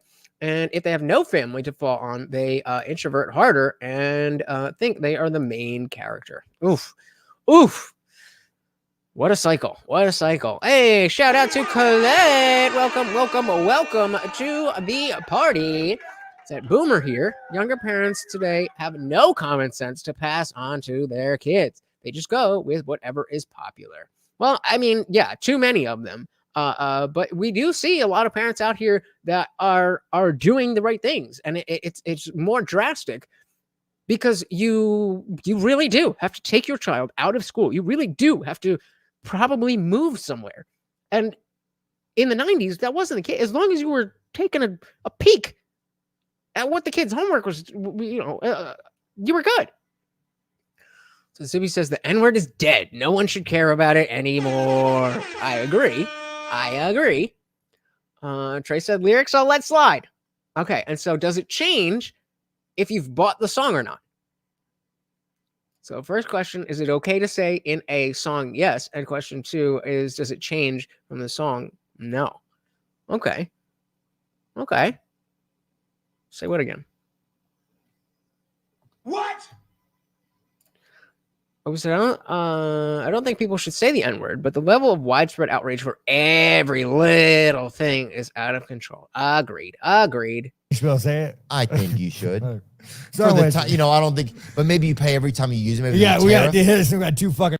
This man's brain's fried from drugs. My brain is fried from brain damage. So we're just kind of fucking all over the place here. I can't help it. Sorry, guys. I think we're doing fine. Yeah, of course. But what I'm saying is this, buddy, is that if you, what were you saying? Yeah, fucking. Yeah, I think that's a good, like, it shouldn't be so like, but it's also like, why do you need to say it that bad?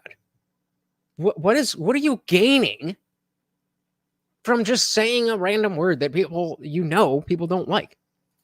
Gumsick said, home and pod learning seems like it would help the patent education problems. Yeah, I've been singing that song since lockdown, and we found out, like, yo, they're straight up indoctrinating, grooming bullshit into your children's minds in front of your face.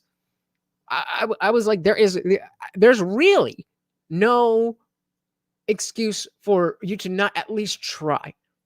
If you have children and you haven't looked into how to get them out of your public school, what the fuck are you doing? For all you know, there is somebody who lives on your street who hosts a pod learning situation.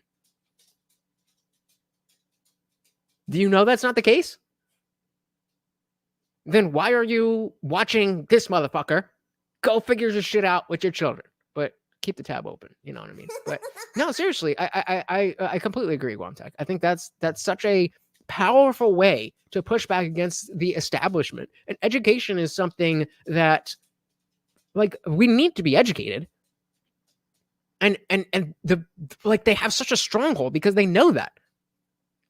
And I mean, yeah. So if you've looked into is like, okay, so I'll amend. If you haven't looked into whether or not your kids should stay in public school, then you're fucking up. Because yeah, if they're in great public schools, then great. But if you haven't looked, then you're fucking up. So thank you for the correction. Zippy said federal standardization seems to push quality and sustainability of everything into the ground. Low effort, low bidder syndrome. Yeah, and I mean, I definitely could be moved from this position, but it's.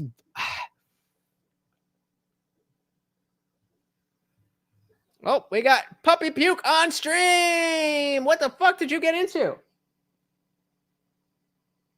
You okay? He was shaking. It was definitely not these. He was shaking before, and there's been no rain.